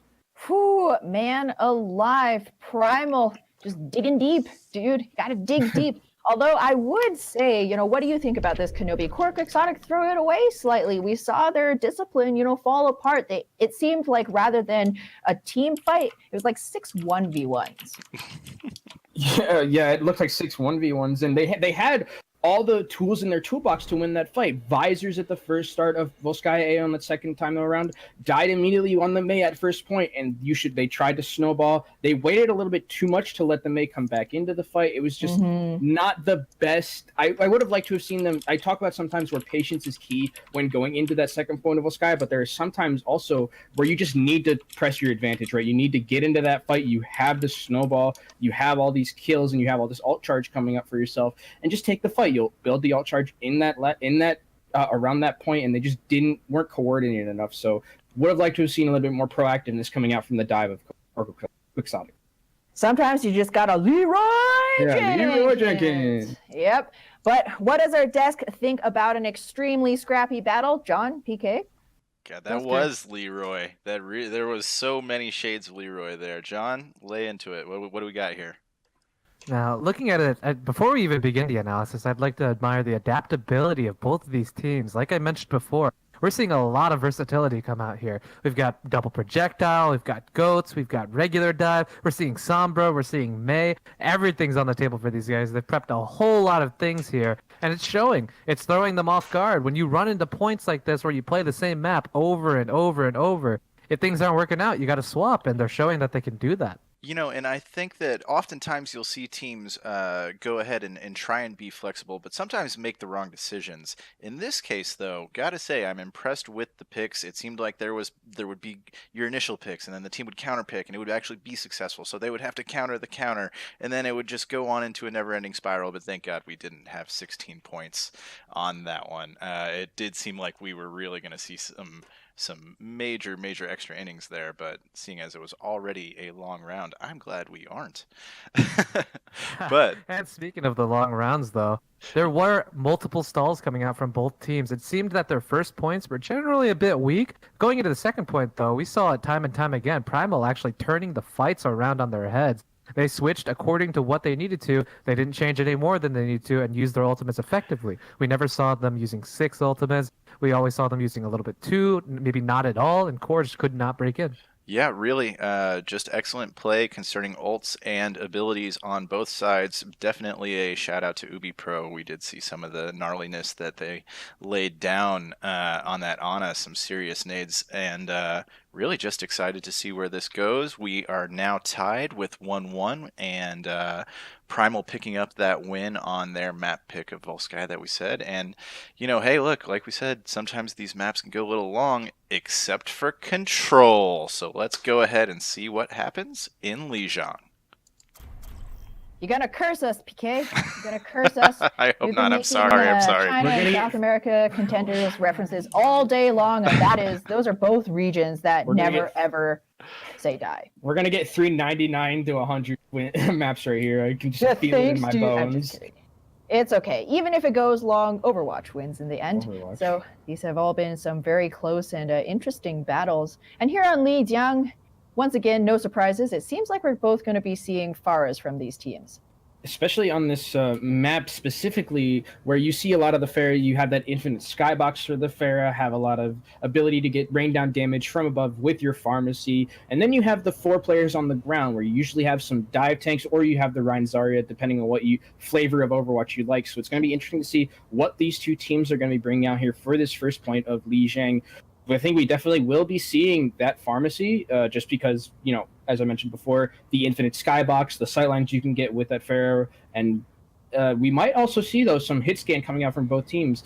Because of the hit scan buffs that they got with the fall-off damage, you can definitely see a lot more McCree, could see some Soldier, could see some Widow as well. Anything can happen on this first point. Indeed, Reno. I like it. My favorite kind of happening is when they get booped off the map. Yes. Can absolutely happen here, as we do see 2 Lucios, 2 Pharahs. Likely the Lucios just going to be using a little bit of tech, speeding their teams out before they swap onto the wait, no! Forgive me, there's actually no Zenyatta's! Check this out, it's Oh No Potato on the Lucio, Razor on that Mercy, and Cork Exotic also running the same support line, UB Pro and Danger Noodle. Already, Half finds regrow, and the boop! Oh, the boop! Disappears. Oh my god, disrupts that res, disrupts my wording even, as Razor also loses his life here. This is a huge advantage for Core Quixotic. Now they just gotta clean up the last couple of remaining dregs. Dexter takes down Polar, no damage coming through, no air threat, as Core Quixotic take first control. Yeah, Racer, they're going deep for that resurrection, and the huge boop coming out from Ubi Pro to make sure the res doesn't come out, and already in a vulnerable position. They did a great job on the side of Team Primal there, or of Team Core Quixotic. They're getting the Mercy out of the fight as soon as the boop came out. Really good target coordination coming out from them with their dive. Now an aggressive dive in from Primal to start things off. They gotta remove every single one of these pesky members of Core Quixotic's defense. Self-destruct out from Raph, and actually will find Razor. Oh no, poor Mercy has definitely spent more time in spawn than on the field at this point. So with that kind of advantage, it should be no problem for Core Quixotic to finish things up here. Dexter popping that Primal Rage just to make sure. Yeah, Racer's not having the best game of his life right now. Unfortunately, dies twice in inopportune spots, and if you look at the ult charge from both teams, Danger Noodle already to Valkyrie while Racer already 61%. That just tells the story of how much Racer has not been in the game as much as Danger Noodle has. So maybe they'll look from the side of Team Core Quixotics to side of Team Primal to just play a little bit more passive with their Mercy, because Racer again pretty low. Yep, Racer has to stay alive here, so close to that Valk. Soundbarrier gonna try and keep Primal alive and healthy as they engage on this point. Polar drops the rockets but doesn't pick up anything but oxygen. Self-destruct also going to be coming up with a 0. Visor's now trying to be the one of the 3 to get something for his ultimate, but it's not looking likely. Racer though does go down once again before he can pop that Valkyrie. It's an extremely scrappy battle here, and Primal have really yet to flip this point. 85% now for Quixotic, and still a barrage in their back pocket. Takes down 2. While risky falls that may still be enough for Core Quixotic to get up towards 99%. They may well finish this without Primal even being able to cap this point once. Razor down once again. Polar flying with no support, no ultimate, no HP, as Primal now just desperately trickling onto the point. Visors down, no more bodies left for Primal as Rogue Native takes a dirt nap. We do see a couple of last bits of second stall. Regrow though, nowhere close to that Primal Rage, so it will be Core Quixotic likely taking this first point. Yeah, and what I really like from Core Quixotic this entire game was their focus on Racer on the Mercy. Got Racer out of the fight a lot of times, almost at the start of fights. And Mercy, especially if you're playing Pharmacy, one of those heroes that you absolutely cannot live without, because then Polar is going to have a hard time playing that Pharah, going to have, a lot of damage is going to be coming their way. And then you don't have Resurrection as well, and that sustained healing from the beam. So I really like that Core Quixotics zeroed in on Racer, got them out of the fight quickly, and then that let their Pharmacy and their tanks and their DPS do their job, and no Resurrection, pesky Resurrection there, no free mistakes for you, Team Primal. You're dead, you're staying dead. Yep, punishment's gonna stick with the Mercy out of the fight. So Primal gonna be switching things up here. Razor now gonna give his hand at a Moira. We can remember how quickly he was able to earn coalescences on Volskaya. Odo Potato now gonna be picking up the Mercy to supplement Polar in the air. Visors on the Widowmaker, but it will be Polar finding that first pick on UB Pro. Will the Resurrection come out? It's not looking likely since Danger Noodle's dead, and this should be a very easy point pick for Primal. Yeah, that first pick onto the Lucio is pretty huge. You don't have that healing and you don't have that speed to get on the point. And then Polar was able to do a good job of getting some picks on by himself, got Danger Noodle out of the fight early, and won the Pharmacy battle himself. So really like what I saw from Polar there. And it looks like Visor's now going to be switching over to that McCree to try and deal with the Pharah himself and deal with Risky on that Tracer. As we know, if you get hit with the flashbang of Tracer against the McCree, it's most likely that your head is going to fall off. Yep, you definitely want your head to look like a head and not like a sieve. But this is exactly where Visors wants to be too. Primal going to have all of the positional advantages in terms of that Pharmacy battle, as well as Visors being able to sit back behind this Rhine shield. And again, an aggressive engagement from Dexter. He is still alive right now, taken so incredibly low. He does manage to escape and pick up a kill onto Polar as well. Double dutying, takes out the pharmacy completely by himself, and that should be Core Quixotic flipping this back again in their favor in just a second.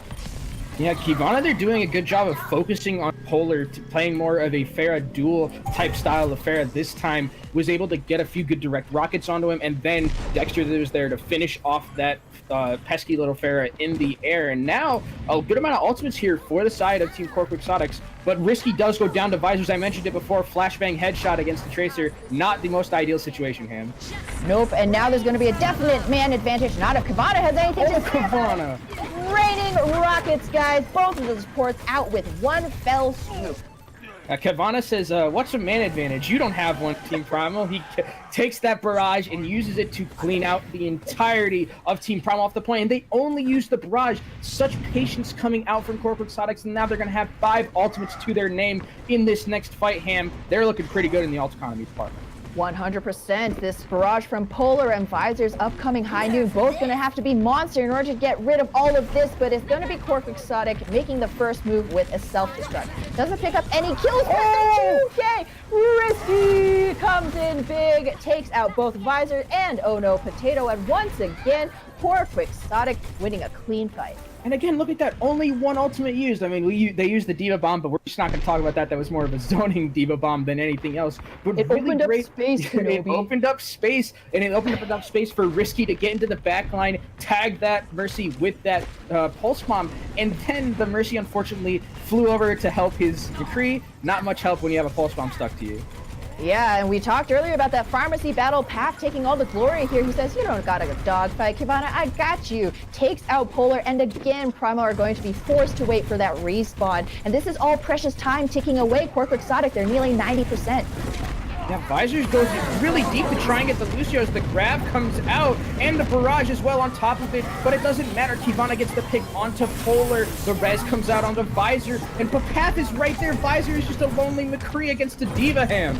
Oh no, and this is not the early times of a Diva's nerf when you could take her out of mech by yourself. A barrage now from Kivana, having held it earlier, takes out Oh No Potato, the perfect target. As Core Quixotic, they may have let Primal flip that point earlier on, but they are going to be taking this entire map in style. Core Quixotic grab that point once again, and Primal not going to be able to touch to contest.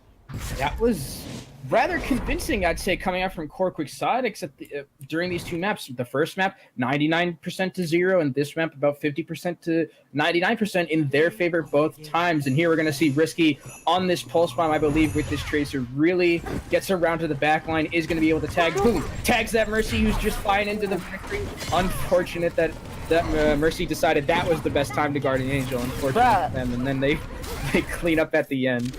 I mean, like, yo, I'm a tank main, but I've played my hours on Mercy. He stuck him mid Guardian Angel. So there's like no way you could possibly, stop yourself. Yeah. It's just that's a Kobe right there. Yeah. that swish that one in the bottom of the net. That was some great play from Risky there. Mm-hmm. And Kenobi, I mean, we've been talking about the history of these two teams. The last time Core Quixotic came up against Primal, they got spanked. And now they've pulled ahead once again 2-1 against the top seed in Discord Throwdown.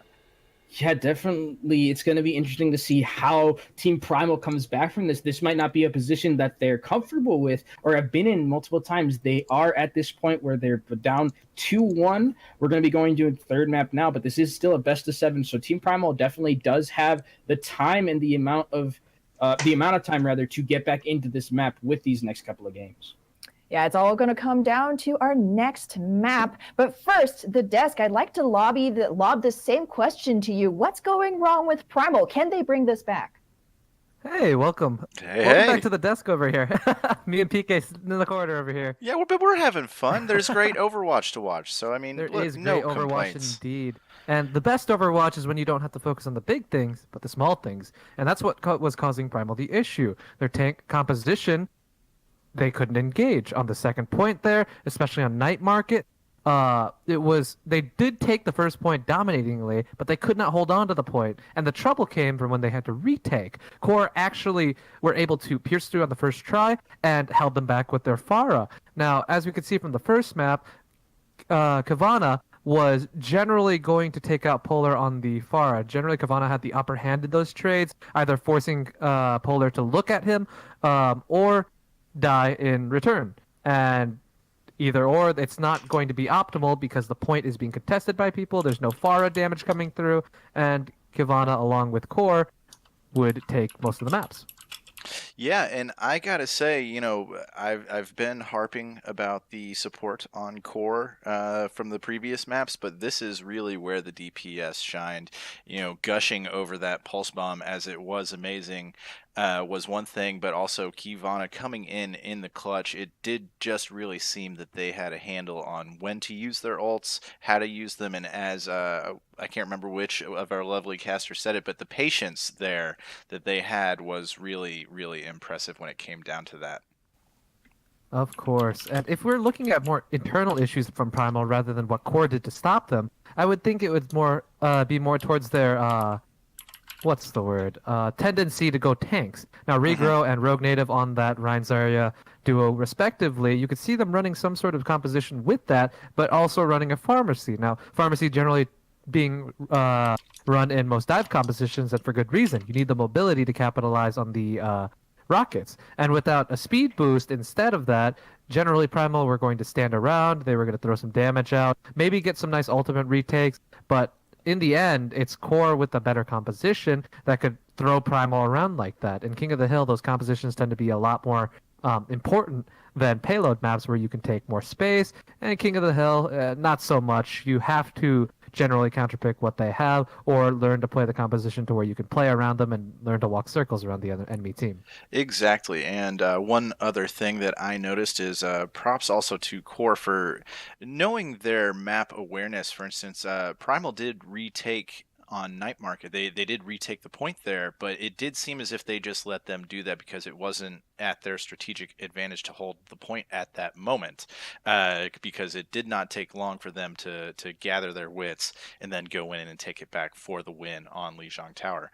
So, I mean, just really good stuff, but to answer the question on, will Primal be able to kick things into gear, I think so. These are still two great teams, and sometimes they're just, sometimes things don't work on maps, team chemistries don't work, and I guess the only way to find out how they're going to recover is to move on to Dorado.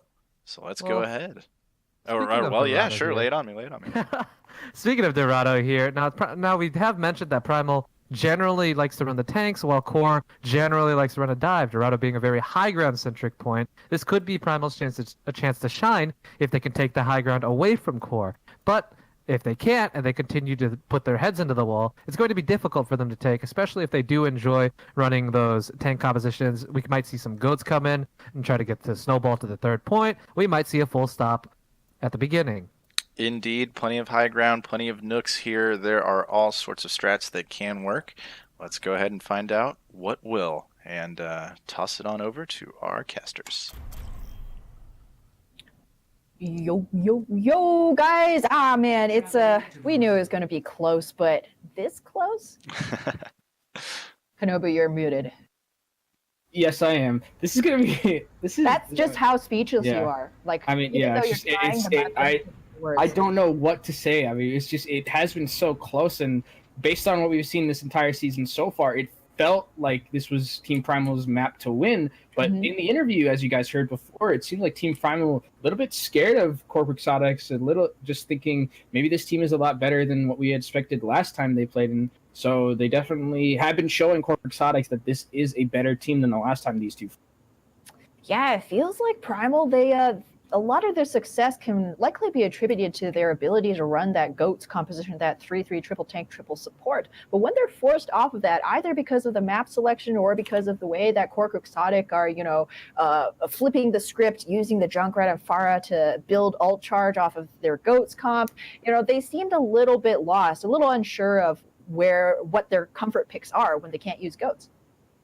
Yeah, and there's so much as a thing as relying too much on goats, right? It's just like, if it's working very well. But if it's not, then you have to start thinking of other things to play. And at that point, you're pretty far behind in ult charge. I'm one of the people who says, when in doubt, goats it out. And there's some points where when you're in doubt, you need to stop goatsing it out and you need to start picking something else because they've counterpicked you. So I really would like to see a little bit more variation. That's not as much mystery heroes, but there's a plan to it to counter the other team. When in doubt, you've already been playing goats. Let's play something else, right? So, Cork Exotic, though, setting up with this Orisa, this is a pretty classic defense. Yeah, Orisa, D.Va. Orisa going to be able to hold that high ground, and if they need to get to the low ground, you're going to have that D.Va who can use her boosters to get down there and can stay up, can pump out some damage with those micro missiles, and then get back to safety. And then Kivana is going to be running this Junkrat, seems to like this hero a good amount, going to do a lot of damage with these Junkrat mines if they're going to be able to connect. But on the offensive team, it looks like they're going to be running a pirate ship offense. This is in Junkertown, this is Dorado, but Kivana gets a kill onto Racer right away. Not gonna slow the ship though, it's full sails. Oh, and a great hook to Max Path, and likely will finish this D.Va's life. She escapes around the corner, but only for so long. Cork Exotic likely not going to be expecting this Bastion like Kenobi, you said. This is much more common on Junkertown. It's actually even fallen a bit out of vogue recently, but Primal are making it work. As I say that though, we actually have the swap. Visors goes onto the Widowmaker. The surprise is already, the surprise element is already gone here, so they're gonna work with this sniper now. But of course, Risky, he has that advantage. Yeah, and Polar, they're doing a great job, but Racer dies to the Junkrat passive. Man, you hate to see that happen. Racer here has had a little bit of an unfortunate time on Andis so far, getting picked early in the fight and then dying to that Junkrat passive at the start there. Gonna be switching over to the Zenyatta now. Gonna be able to farm that Transcendence. Also gonna have Discord Orb, but Kivana does have this Junkrat Tire, and as I mentioned beforehand, Junkrat Tire, one of those ultimates that can end fights as soon as they start, maybe even before they start. So let's see what Kivana's going to be able to find with this Junkrat Tire in these next fights. I mean, as you've said before, as we've seen before, this Tire has been one of the key pieces of the Cork Exotic defense. But Polar, he's going fishing here, and he's found an entire defense, a team that's angry, manages to escape with his life, but in the end, look at that. I'm going to call that teamwork when you see like 4 people in the kill feed, gets 1 guy. The resurrection does come through, but maybe the Tire will find the pig once again. No, Polar escapes with his bacon intact. That's 1 ultimate down for Cork Exotic, but they got many more here as Primal. They're still stuck at this bridge. Oh, but Visor does get the pick on the Uri Pro, and that's no Transcendence. The res is going to come out, though, luckily enough for them, as the Self-Destruct is coming in as well, and it gets Racer in the back line, and now the Transcendence can come out, Ham, and this is probably the ending of the fight here. It looks like Team Primal are going to have to head back to that spawn room. Yeah, I mean, Visors finds Risky, but that's just a vengeance kill at this point. The resurrection not going to be there for Danger Noodle, but Primal, they invested heavily and didn't get anything. Yeah, they invested a lot of ultimates into that, but they still have that Bongo, but Dexter does have the Bongo of his own. The Valkyrie's still available for them, but this is 1 minute and 25 seconds, Sam. They've wasted a lot of time on this payload, and they've barely gotten it halfway through point A, so they're going to have to really dig deep for this next fight.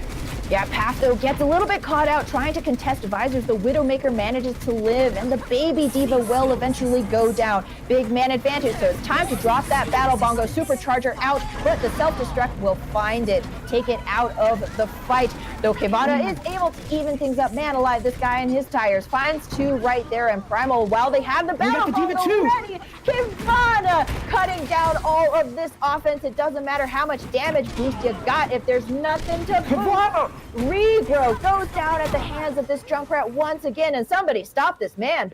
I mean, this is some Jake-level Junkrat play here coming out from Kivana, getting that huge tire, and then not only that, getting the D.Va out of it, getting the D.Va, and then getting the Ursa as well. Almost Best getting offense is a good defense. It seems like it, Ham. I mean, this Junkrat play coming out from Kivana, I mentioned at the start, seems like it's very comfortable on this hero, and it looks like this is the last fight here for Team Primal. It's either now or never for them, Ham. Now or never, Racer has to stay alive. This Transcendence is going to be monster in this next fight, but already Ono Potato out of it. Henry, go down. connects once again. Path takes down Regrow, and right now Primal, all they have is a hope and a prayer as overtime Wick starts burning down. One D.Va discorded, easily taken out of mech here. Visors, no more long-range damage for Primal. This tire from Polar, though, gonna be even sniped out. No kills for Polar here as Kivana lets it rip. You got a rip tire, I'll show you a rip tire. He doesn't even need to be around because he's dead. But Core Quixotic, they full hold, man. Yeah, that was rather convincing, and as we saw in Lijiang too, it's looking very dicey for Team Primal right now. They look like they are just not as coordinated as I would like to have seen them as they looked on Volskaya. Sometimes during that map, I saw Polar go flank around as Roadhog, and while you can do that, Roadhog doesn't have that type of one-shot ability that he used to, right? You kind of need that follow-up, so I don't know where the communication is, especially if you're playing with an Orisa. Why not use that Orisa to try and get your hooks, and then you have to follow up with your team? So I don't know what's happening right now with Team Primal. There just seems to be a lack of communication coming from these two teams, and Racer has been... it's been a bit difficult for Racer in these past games. He's dying very early. He's having to switch between... Life, man. Yeah, I mean, it's especially in this meta against Junkrat. I mean... supports versus Junkrat, that's a duo you definitely don't want to see on the other side. Just one random damage boosted nade takes all your health, and you're just going back to spawn at that point. So need a little bit more composure here coming out from Team Primal, because now for Core Quixotics, it looks very convincing. Yeah, they only have to move the payload to that golden box of victory, and especially if they can get an early pick, potentially on Racer, that's going to be a giant advantage for Core Quixotic, who, you know, they seemed a little bit discombobulated when it came down to those brawly maps when you had to push, but it worked out quite well for the defense. You saw that they lost their Orisa. They just bunkered down into that room and used the Junkrat's offensive capability to ward away Primal. Yeah, and with the Junkrat, you know, we saw with Kivana, we saw that he plays it. He seems very comfortable on it, and Junkrat has this rap of being a no-skill hero, but the way Kivana was playing it and the positioning he had, that definitely takes skill, and the way he was able to use his mines, use his tire, go after the supports, I really liked what I saw from him, and it looks like now Kivana's going to be switching over to that Genji on offense, gonna have Risky on that Sombra as well, gonna play more of a scouty type of Sombra, is already in the backline hacking that Mega under where Team Primal is right now, so looks like they're playing a very patient style. They know that they have 4 minutes to do this, and they're just going to wait it out. One of the core values of this offense seems to be that patience and decisive engage, but already Visors almost offers himself up. Doomfist is out of it. Doesn't look like Ono Potato can get that resurrection. Racer, though, does manage to find that D-Mech on path, but Kivana is there to finish things out. Primal now, they have no long-range damage, no resurrection, no mercy, and Primal are about to give up this point. Core Quixotic rolling in with all the energy and pressure of a hydraulic press, squeezing Primal until they absolutely crack under the pressure, and that will be a masterful map completion for Core Quixotic. Yeah, Dorado looking very, very good. Exotic, and now Team Primal is down 3-1. They are one map away from losing this title match. It has been close at the start, but these last two maps have looked incredibly convincing as we see Kivana here getting this huge play on this Junkrat, as I mentioned before, is able to D-Mech the D.Va, gets him out as well, and then is able to finish off the rest of the team. And Team Primal here, going into halftime, is going to have to look at themselves in the mirror, get some Capri Sun, get some orange slices, because they have have a large and high mountain to climb for this next couple of games. Large and high. That's actually Colorado's nickname. I'm just kidding. I'm from Colorado. But yeah, I mean, boom, boom, boom. Primal, their window of opportunity seems to be closing here. But if we know this team, this is a veteran team that's weathered their way through Discord Throwdown, no losses. If anybody can pull it back, it is going to be Team Primal. So throwing it over to the desk for halftime now. 4 maps down. It is Core Quixotic with a 3-1. Primal now, this next map will be their last chance to keep themselves alive in the Discord Throwdown Grand Finals, but we'll be coming to that slobber knocker of a match after this halftime. Yeah, which brings us to the desk once again. Before we do that, John, what did we look at in that map, and what are we looking forward to? It seems I'm a prophet. Most of the predictions I had last session completely came true. Okay. Didn't seem, Primal didn't seem to want to go through the high ground. They kept trying to brute force their way through the shield. Maybe you'd get some leakers going over there. You could see the Hog trying to take the high ground at some point. He was completely alone, ended up getting shut down. And they didn't. The adaptability that I mentioned before that were in both of the teams' favors seemed to kind of shoot themselves in the foot there. You could see Primal switch from their original Orisa Hog composition with the Bastion, the pirate ship, switching over to Widow and then to Junkrat and then maybe even to Dive. And eventually they just didn't build up enough ultimate charge to break through like they wanted to. Yeah, no, that is for sure. I'm wondering if it is just miscommunications or is Core Quixotic just really finally warm? Are all cylinders firing now? It's something that I wish I knew more to be able to truly analyze it. The things that they did attempt could work in all sorts of situations. It just didn't at this time. And I guess part of that is definitely to do with Kivana, who is like seriously putting out some major damage. Of course, Kivana tearing up things both on the Junkrat and the Genji, as we saw a glimpse of before the game was over. He swiped once, he swiped twice, and it was over. Yeah, instantly. No, it was really, really impressive. I tell you what, looking forward at our next map, which is Hanamura, I'm wondering if we are going to see another heater like we did on our other 2CP map, which was Volskaya.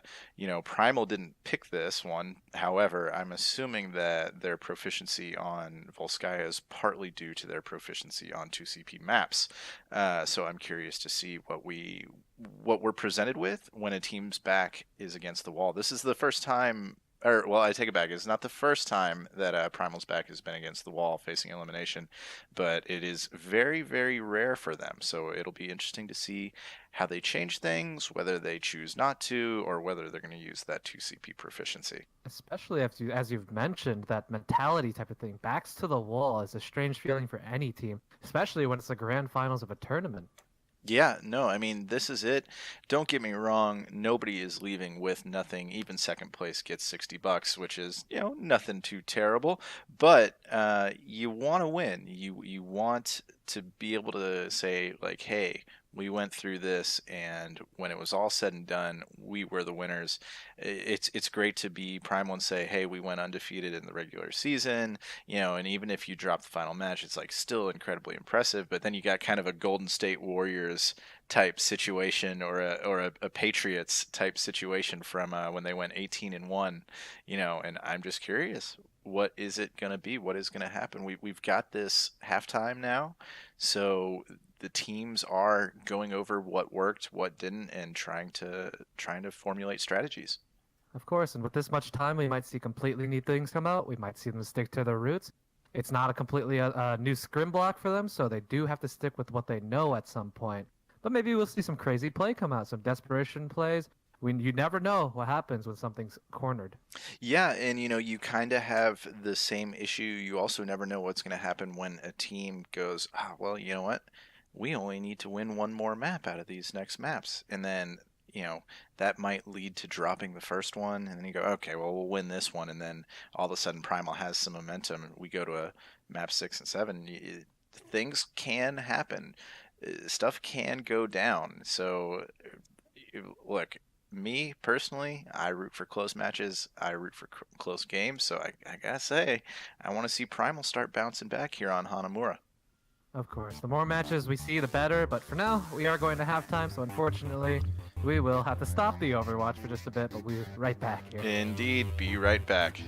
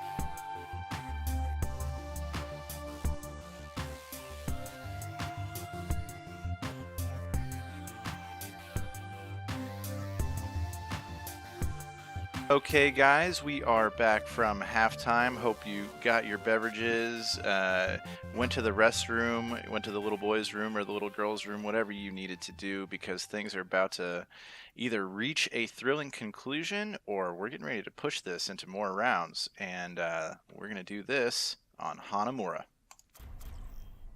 Hanamura, Drawamura, that's what Primal may be hoping for here. But Core Quixotic definitely, like PK said, hoping to slam this one home with a win here, and they would, in that case, become the grand champions of this inaugural Discord Throwdown. Of course, Primal, they want to continue to elongate their stay here in playoffs and send it to another map. And they might be able to do it here on Hanamura, because the one win that they did scrape together against Core Quixotic was on Volskaya. Isn't that right, Kenobi? Yeah, on Volskaya was their last win, so maybe they can bring back some of that magic that on that point. And for the It's side assault, of Team right? There's a Mount Fuji has snow. There is the correlation there. I'm feeling you on that one. Yeah, I'm totally not stretching. No. I feel you. I'm picking up what you're putting down here. I understand. Hey. But what it looks like we're going to be picking up here on Hanamura, as you mentioned, I think Team Primal wants a Winamura here. That's probably what I'd be going for if I was them. I think that's probably what they should be going for. But looks like we're going to have these teams come out soon. We're going to have actually Team Primal on their first defense here. It looks like going to be sticking tried and true to what they had on King's Row. That was the first time we saw them. Going to be the double sniper coming out from them. Really good on this first point of Hanamura A. You have a lot of good sight lines. There's that choke. The Widow can get up above the gates onto those high ground places, get some nice shots in, as well as the Hanzo. So you can either play the Widow Hex can play forward or the Hanzo can play forward. And then you have that room for the Zenyatta in the back line to just rain Discord Orbs, damage, healing through that gate. So I like the composition that I'm going to be seeing from Team Primal here. Yeah, the one thing I would say, though, is that both of these DPS heroes are a little bit of that all-or-nothing type, right? Two snipers, so you can make a huge impact with a single shot if you find the head of one of those Core Quixotic supports. But if you aren't really able to land those shots, then you're not too much of a threat, and Core Quixotic may well roll through you with... Bastion! Okay. Ladies and gentlemen, please put your hands together for the Omnic from Down Under. Nope, not from Down Under. He's from a forest. But regardless, he's going to be looking to mow down Primal like matchsticks. Yeah, and Symmetra too, so they're gonna have some nice play. The teleport! They teleport him behind the Rhine Shield, but Risky goes down. Unfortunately, great shot from Visors there, and the debate doesn't happen, unfortunately for them. Oh my god, that was some really sick play coming out from them, using that teleporter to get there onto that point. But Next level. Yeah, that was some next level, but unfortunately it doesn't work out as they thought it would, as this stagger is gonna be pretty disgusting onto Path here. And whoo-wee, Ham, did we just see... I think that's the first time I've ever seen Bastion and Symmetra in a competitive play used that way. It's pretty clever. Yeah, 100%, dude. You get the drop onto Primal, who already weren't expecting the Bastion. My question is Core Quixotic going to stick with this? You already lost that element of surprise, and Regro going to have an Earth Shatter. I mean, all of Primal looking well stocked. There's going to be that Dragon Strike as well. You want to go with this comp once again? Looks like what Core Quixotic's doing. Yeah, they're just going to try and really just abuse this teleporters. They're going to go in again, bring the Bastion with them. This time there's no sniper to get him down, but there's the Dragon Strike! Oh my god, Ham, they are just ready for this Bastion play. Ooh, yes, but in the same way that this teleporter was caught out, Danger Noodle using that small stairway to really work that coalescence to the max. And Core Quixotic, they've actually ended with more bodies on the point. They're gonna get this first tick and likely all of point A. What a misstep. Yeah, so what they're doing here is they're basically, unfortunately for the side of Team Quixotics, or for the side of Team Primal rather, you're throwing everything into getting rid of that Bastion at the start of the fight, but that's leaving the rest of the team, Kavana, Path, and Dexter, to just do their thing in that front line and get a lot of damage. And now, again, they're putting the teleport at the top here, Ham. This is next level. Ooh, Teleporter does get destroyed, but all of Core Quixotic are now on the high ground, and Primal, he has the high ground. Racer now across the way, trying to do a little bit of damage on the shield, but there's none to be found. Self-destruct does take down Rogue Native. Kivana finds Polar. There's no DPS. There's no healing for this defense. Core Quixotic throw out that Symmetra ultimate, cutting off the lines of damage from this defense, but that may even be overkill, as Primal have barely any bodies, barely any time. Graviton Surge does come through immediately. UB Pro does go down. Symmetra is gone from this attack as well, but the rest of this defense, rest of this offense are pulling it through. Risky finishing things off with that tank ultimate, and they seal the deal on Hanamura. What extremely next level play coming out from Core Quixotic. I've never seen this before, but it feels like it's so obvious, right? It's like eating like deep fried Oreos. You know it's bad. It's so bad, but it feels so good. But it feels so good. Yeah, get that Bastion going. You feel so dirty afterwards. You need to take a shower because you're just like, I just abused my body and I just don't want to be this person right now. Oh, I'm going to regret it tomorrow. But I mean, it feels like it makes so much sense, right? You use that Bastion and that Teleporter, you get the Teleporter onto the high ground, and then you just have that Bastion who can teleport while still in turret mode. So you just go in, you're still in turret mode, you get all of that damage onto the front line, and then on the second point, they go and they get the high ground Core Quixotics on that point, and then it's just the Bastion behind a Rein shield. And really, what are you going to do at that point? Get a Pharah? Get your own symmetric Bastion. Like, you need to really think about what you're doing against that type of composition, but they just don't have the time for it. So Core Quixotics pulling just stuff out of the hat that we've never seen before, and it looks great. Oh my God. And it's not even, I can't even be mad, yo. If somebody pulled that against me and they had the coordination to use that teleporter. You just bow down, dude. Right? Yeah. I take the loss. I'll take Tip it. Your hat. Yeah, Tip your hat to them. Fedora. But Primal, they of course will have their own crack at the apple, and it looks like, at least early on in spawn, teasing that Bastion, Symmetra potentially. But poor Quixotic, I mean, they're keeping Risky on this Bastion, and at this point it might even be just for the mind games. Yeah, this time not going to be running with that Symmetra, just going to run the raw Bastion defense here. Dexter going to be playing the Shield Maiden for his Bastion here, but it looks like Team Primal is just going to do the same thing to them. They're going to bring out the Symmetra Bastion. If you can't beat him, Ham, you join him, but I think Core Quixotics is ready for this. Yeah, they also have that advantage. They are going to be expecting the teleporter to come out because they just did it, and sometimes you just can't beat that OG. Primal, they don't really have any way to get through this choke unmolested. That's kind of awkward. Teleporter is going to be the first thing down, and so now Polar is going to be the only one on this flank, trying to throw in a couple of orbs, draw a bit of attention to the point, because that's where Core Quixotic may start to fall apart, is when they're forced to move. Oh, teleporter out now. Primal on the flank. Yeah, they get on the flank here, and Visors, this is actually a really good move for them. They move to the perfect point where they can have Visors Bastion shooting into the point. Gonna try and break that Rein shield best he can, but he doesn't have the greatest of sightlines, as Kivana's gonna go in and get the Reinhardt out of the fight. That's no shielding for that Bastion. No shielding from the Bastion. The resurrection comes true for Primal. Core Quixotic as well, able to get their Bastion back in the fight. And the man advantage will favor Core Quixotic, especially with an Earth Shatter down, just enabling Risky to pick up kills with even more ease here. And Core Quixotic look like they will hold after a cheeky play from Primal.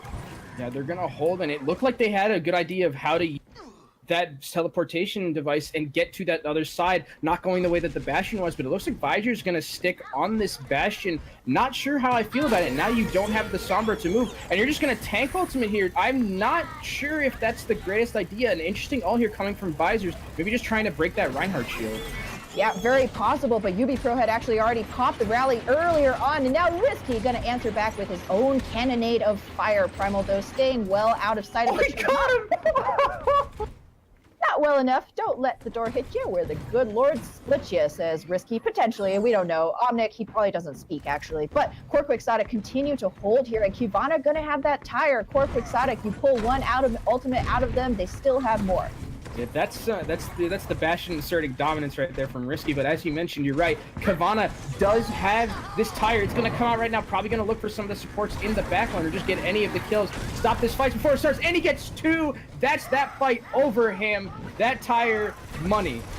Money indeed. Straight cash, homie. Regrow, though, does get the D-Mech onto path, forcing out that self-destruct, but the Baby D.Va will live through. We see Dexter pushing up to provide that extra little bit of shielding. And Primal, they're down to a minute 20. What can they do? Yeah, Primal has to pull out a lot of stops. Visors, first off, needs to get this Junkrat tire. You don't have a lot of time, but you need to get it. Regrow's getting insanely low in that backline. The Bastion just shredding everyone, and Kavana gets another kill. That's no shielding, and against a Ryan, against a Bastion Ham, your shielding is something you definitely want to have, as Risky here is just shredding through the enemy team with Kavana. This is not looking pretty for the side of Team Primal. Yeah, for Cork Exotic, it's a divide and counter. We saw their path able to go and separate the Zarya from the bulk of Primal, and so Polar not really able to get any shielding or stay alive once his own bubble comes down, and now Primal have less than 60 seconds to make an engagement. Yeah, they do have a couple of ultimates to their name. They have this D.Va bomb, so maybe they'll use it to get the Bastion off that high ground. And they have this Reinhardt Shatter, but the Shatter goes down. Oh no, Ham, that's worst case scenario right now for this team. Ooh, no Shatter. Oh no, Potato still has that Valk, but how much can it do against a tank ulting Bastion? Primal do make their way onto the point here, but you heard that voice line. Visors takes that tire out of the mix, however, so now Primal potentially they have a chance. Visor himself able to find Dangerous Noodle in the back with his own ultimate. Risky though, he's not even gonna get out of turret mode. He's just mowing, spraying, praying, but poor Quixotic, they're the one coming out on top this time around. Regrow gets his Earth Shatter blocked, and with that, Primal are going to fall here. Core Quixotic are going to be your Discord Throwdown Grand Final champions. And what a way to end it, too. I mean, some stellar play coming out from Core Quixotics. They're using that Bastion Symmetra comp that we've never really seen before, even though it seems right now like that might be something we could be seeing in the future. Great play, understanding how to play it and how to play against it too, Cam. Let's not forget, Team Primal brought it out against them, and they said, no, we are the true OGs of this composition. You are not going to use it against us to win. And Team Core Quixotics there are going to be your Discord Throwdown champions. Yep. Tenacity, ingenuity, skill, team play win out today for Core Quixotic. And I just would love to hear what the desk think about this, for me, entirely unexpected turn of events. But congratulations, Core Quixotic. In my eyes, you've absolutely earned this. Agreed. Congratulations to them. They've earned their victory. And now it's time for the strategy that everyone's wanting to hear about, the Bastion Symmetra strategy, right? Let's get down into this, PK. The first thing I noticed is that obviously Symmetra has a new feature where not so much new anymore, but you can interact with the teleporter and you teleport, right? You get a two-part teleporter, you go from one place to another. Now, the interesting thing is with Bastion, your fire does not stop when you interact with the teleporter. You go through the teleporter, you keep shooting, you end up on the other side of the teleporter, you're still shooting. There's no delay. So when Bastion came from one area to another, wherever the teleport ended, if the teleporter was not shut down the moment it showed up, you're going to get an entire team in your face, including the Bastion.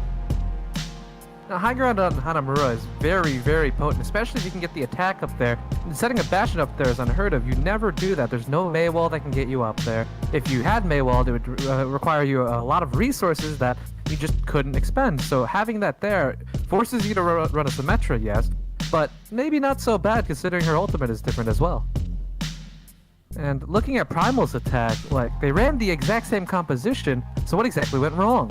So if we look at Primal's attack here, they ran the exact same composition, but the difference was that Core was running a defense specifically against that composition, if not for any other composition that required tanks. You could see that on the defense, they were running a D.Va, Rein, Bastion, Junkrat, Brigida, and Mercy.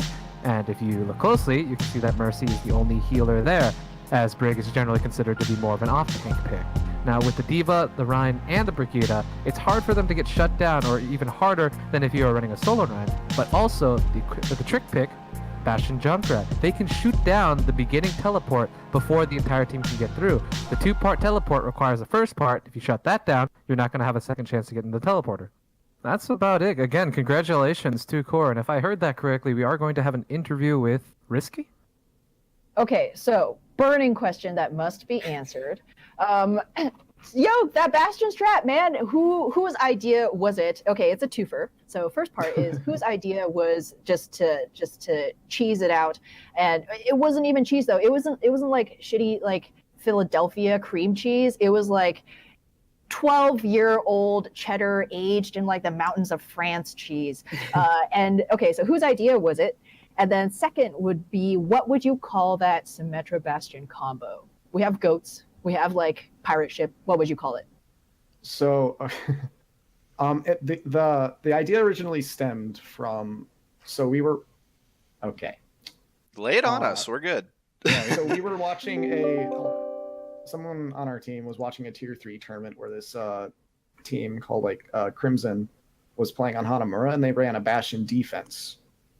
And so it seemed to work really well. So we just decided to kind of like modify it a bit for our defense. And then eventually we got to thinking like, how can we use Sim like on attack? And then we realized that you can place a teleporter from the ground to the high left on second point. And so we're just like, why not just run Bastion on the second point? No one can touch him up there. See, that is so fascinating. So we got that down, and then our coach is just like, why just not run Bastion on first point too? So we're just like, yeah, fuck it. Let's do it. See, we were not to jump in too much, but we were essentially debating, we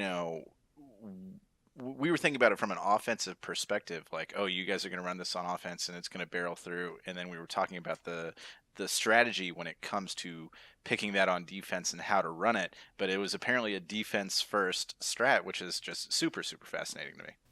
Okay, so my question is, Wait, we get the second part. Oh yeah, the second. Okay, Yeah. Actually, we can wait till the end of the round table. Like plenty of time. Everybody think about it, right? Sorry. It's okay. So my question would be, did you think that Primal was going to run that against you on their offensive plan? Because it looked like bringing out the Bastion was specifically to deal with that Symmetra teleporter and say, oh, well, if they're going to run Symmetra teleporter, we'll just kill the teleporter before it even gets off the ground, so before they can make any movements, and then we can just zone them off with our own Bastion. Was that kind of the thought process there, or did you just really like that Bastion defense? No, we were planning on running the Bastion defense since a few days ago. Like it was cemented in our heads and minds. We were going to do it no matter what. It's just a happy accident. And it's just we adapted. We saw that they were running they were copying us on attacks. We're just like, we know how the attack should work. Let's just fuck it up. Yeah, I guess if you know how to run it yourselves, you know how to disassemble it as well. Quick question on my end. Do you ever rotate any of the other pieces of that? The Diva, Rhine, Sim, Bastion is super important. Have you thought about, do you ever rotate any different healers in there or what? We played around with a few, but we eventually decided on high sustain bursts. Gotcha. With emergency, just like, bailout abilities. Okay. Because the Bastion is the most important member of the attack for the most part. Yeah. And So that's got to usually keep what them up. the other team is going to be focusing down. Right on. John, what are you thinking? Now, you mentioned that you had a coach, and how much does the coach contribute to your gameplay? Do they come up with all the strategies for you? Is it a team effort? Are they a leader just outside of the game? Are they in game? And what's the name? So our coach's name is A-Dog. Oh god, he's been our coach for almost a year. Well, my coach. Well, the team's coach as Quixotic. He's been our coach for almost a year now. That's a long time in Overwatch. Yeah. His influence ranges from like giving us strats, because he has a second team in the tier 3 scene, a 4.2 team. So he kind of bounces between us, and he likes to take strats that they use and modify them to our kind of like SR range. And so we try out things that he gives us. He also just, in general, helps us out with issues we're having, whether that be like in-game coordination, comms, that kind of thing, personal skill, that. But all in all, he's a really good coach. Was there anything that he specifically had you guys prepping for this match? He actually helped out a lot by kind of like looking over Primal's VODs a bit and figuring out who we should focus down and what their strengths are. So he did a really good job with that. Gotcha. And then he also just kind of like contributed on what our defaults should be on each map for the map pool. Right on. Well, Ham, I believe it's time for that part 2. Dun, dun, dun, dun, dun. Okay, all right. I'll start it off since I posited the question, but okay, I have got 2 here, and I mean, Kenobi and I were just giggling so hard we could like barely cast because I could barely cast because my mouth was so open. But I would call the Bastion Symmetra potentially Star Trek. Okay, first one is Star Trek: Wrath of Bastion. Right? The tie-in with like the teleporter, right? They have like the transporter, right, on the ship, or this is slightly more nuanced, but the Prestige. Prestige. Prestige. I was gonna Voila, go. Bastion appears. I was gonna go with the teleturret, but Ooh, yeah, I like the wordplay. yeah, just trying to keep it Oh, smooth. that's good. That's good. I think it'll work. Well, let's see. When you first asked me what I would call it, personally, my mind immediately went to Omaiwa Motion Niru. You could just call it the Nani. Yeah, even the Nani. Yeah, Nani Yeah. Nani. Teleport Bastion. Just Yeah. Nani. Yeah, no, Nani? that makes sense. Well, so you guys did it. You went through the full season, and really, I think the most impressive thing is that you guys came through. You didn't have a bye week. You had to play every match. So 3 matches is essentially what you had to do, run through in these playoffs. And surprisingly enough, it almost seemed like Orange Trash gave you the most trouble versus Yeah. Primal. That was at the time when we were like fresh, our coordination, and like we didn't gel at all. But over Yeah, time, yeah. we've built up that like, I don't want to say coordination again, but it's basically what it is. Yeah, it was. Synergy. It was impressive, and once again, congratulations. I guess we can let you go and party with the team now. Party. Yeah. Well, congratulations once again, and it does look like we are set to pull Racer in as well, so we can get a little bit on their side as well. But thank you very much, Risky. Mm-hmm. And Big congrats. Big congrats Big indeed. congrats.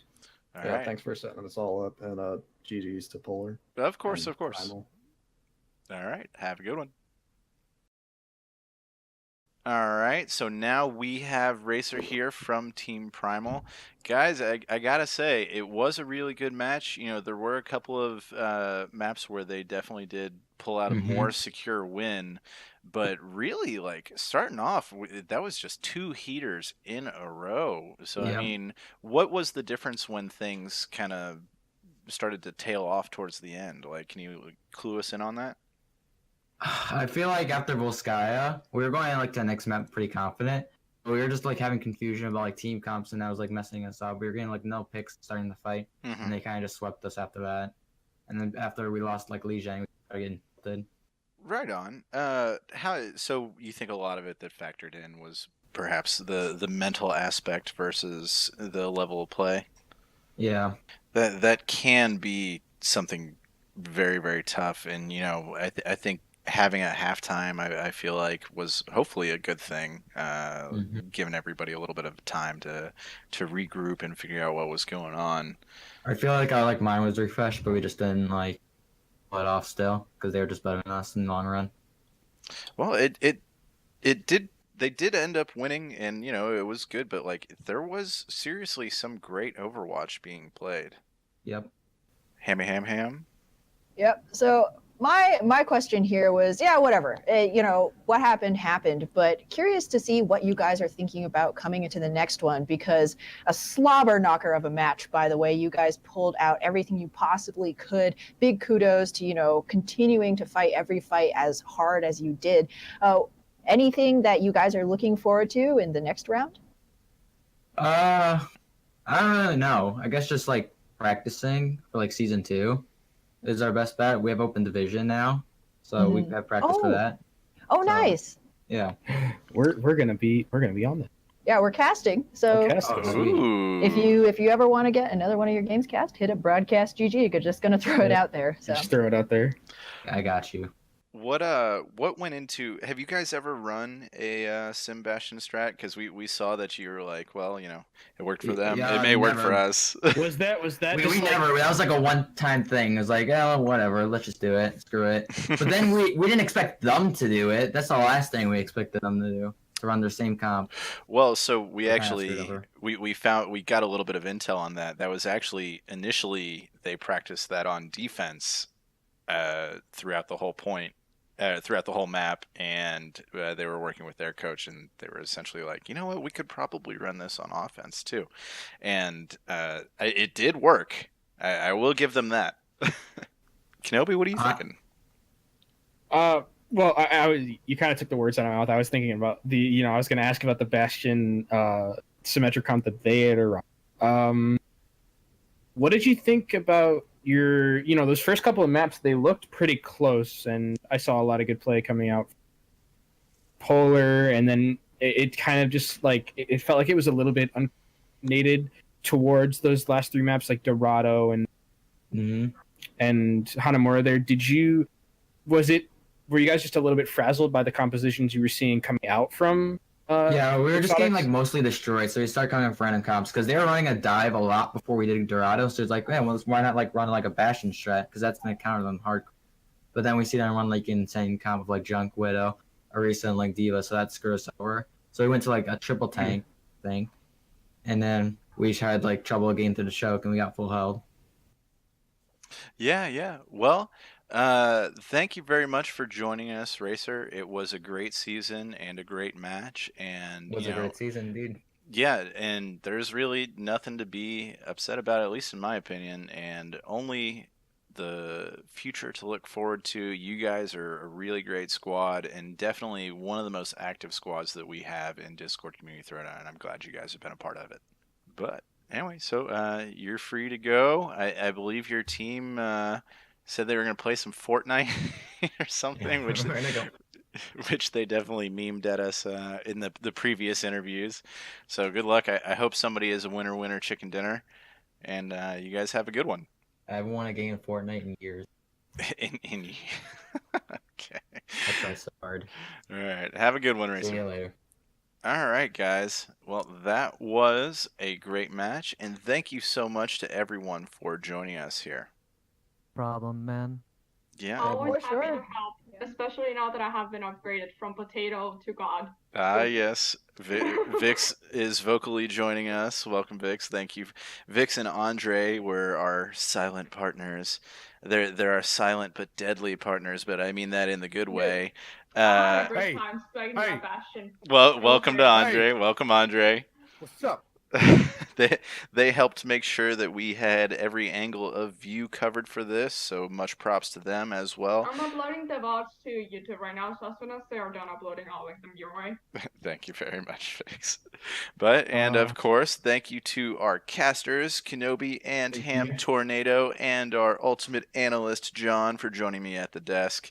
Guys, it has been such a pleasure throughout this entire season working with you guys, and absolutely through this last match and every opportunity. I truly, truly do love it.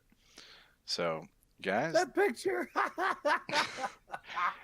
See, now, Andre, you're in this. Now I need to toss this up in the feed because everyone will be wondering what you're talking about. Thank you for making my job harder. I'm gonna mute you. Anyway, I'm but gonna respect What are you talking about? What did I do? What did I do? amazingness, but I got a piece, guys. It's been a pleasure. Have fun, man. fantastic stuff. Will Thank you do. guys so much. Thank you. Yep. All right. Cheers, man. All See you right. next season for sure. Indeed, I'll and be I here too. and I guess we will sign it off the same way we always do with good luck, have fun, and throw down.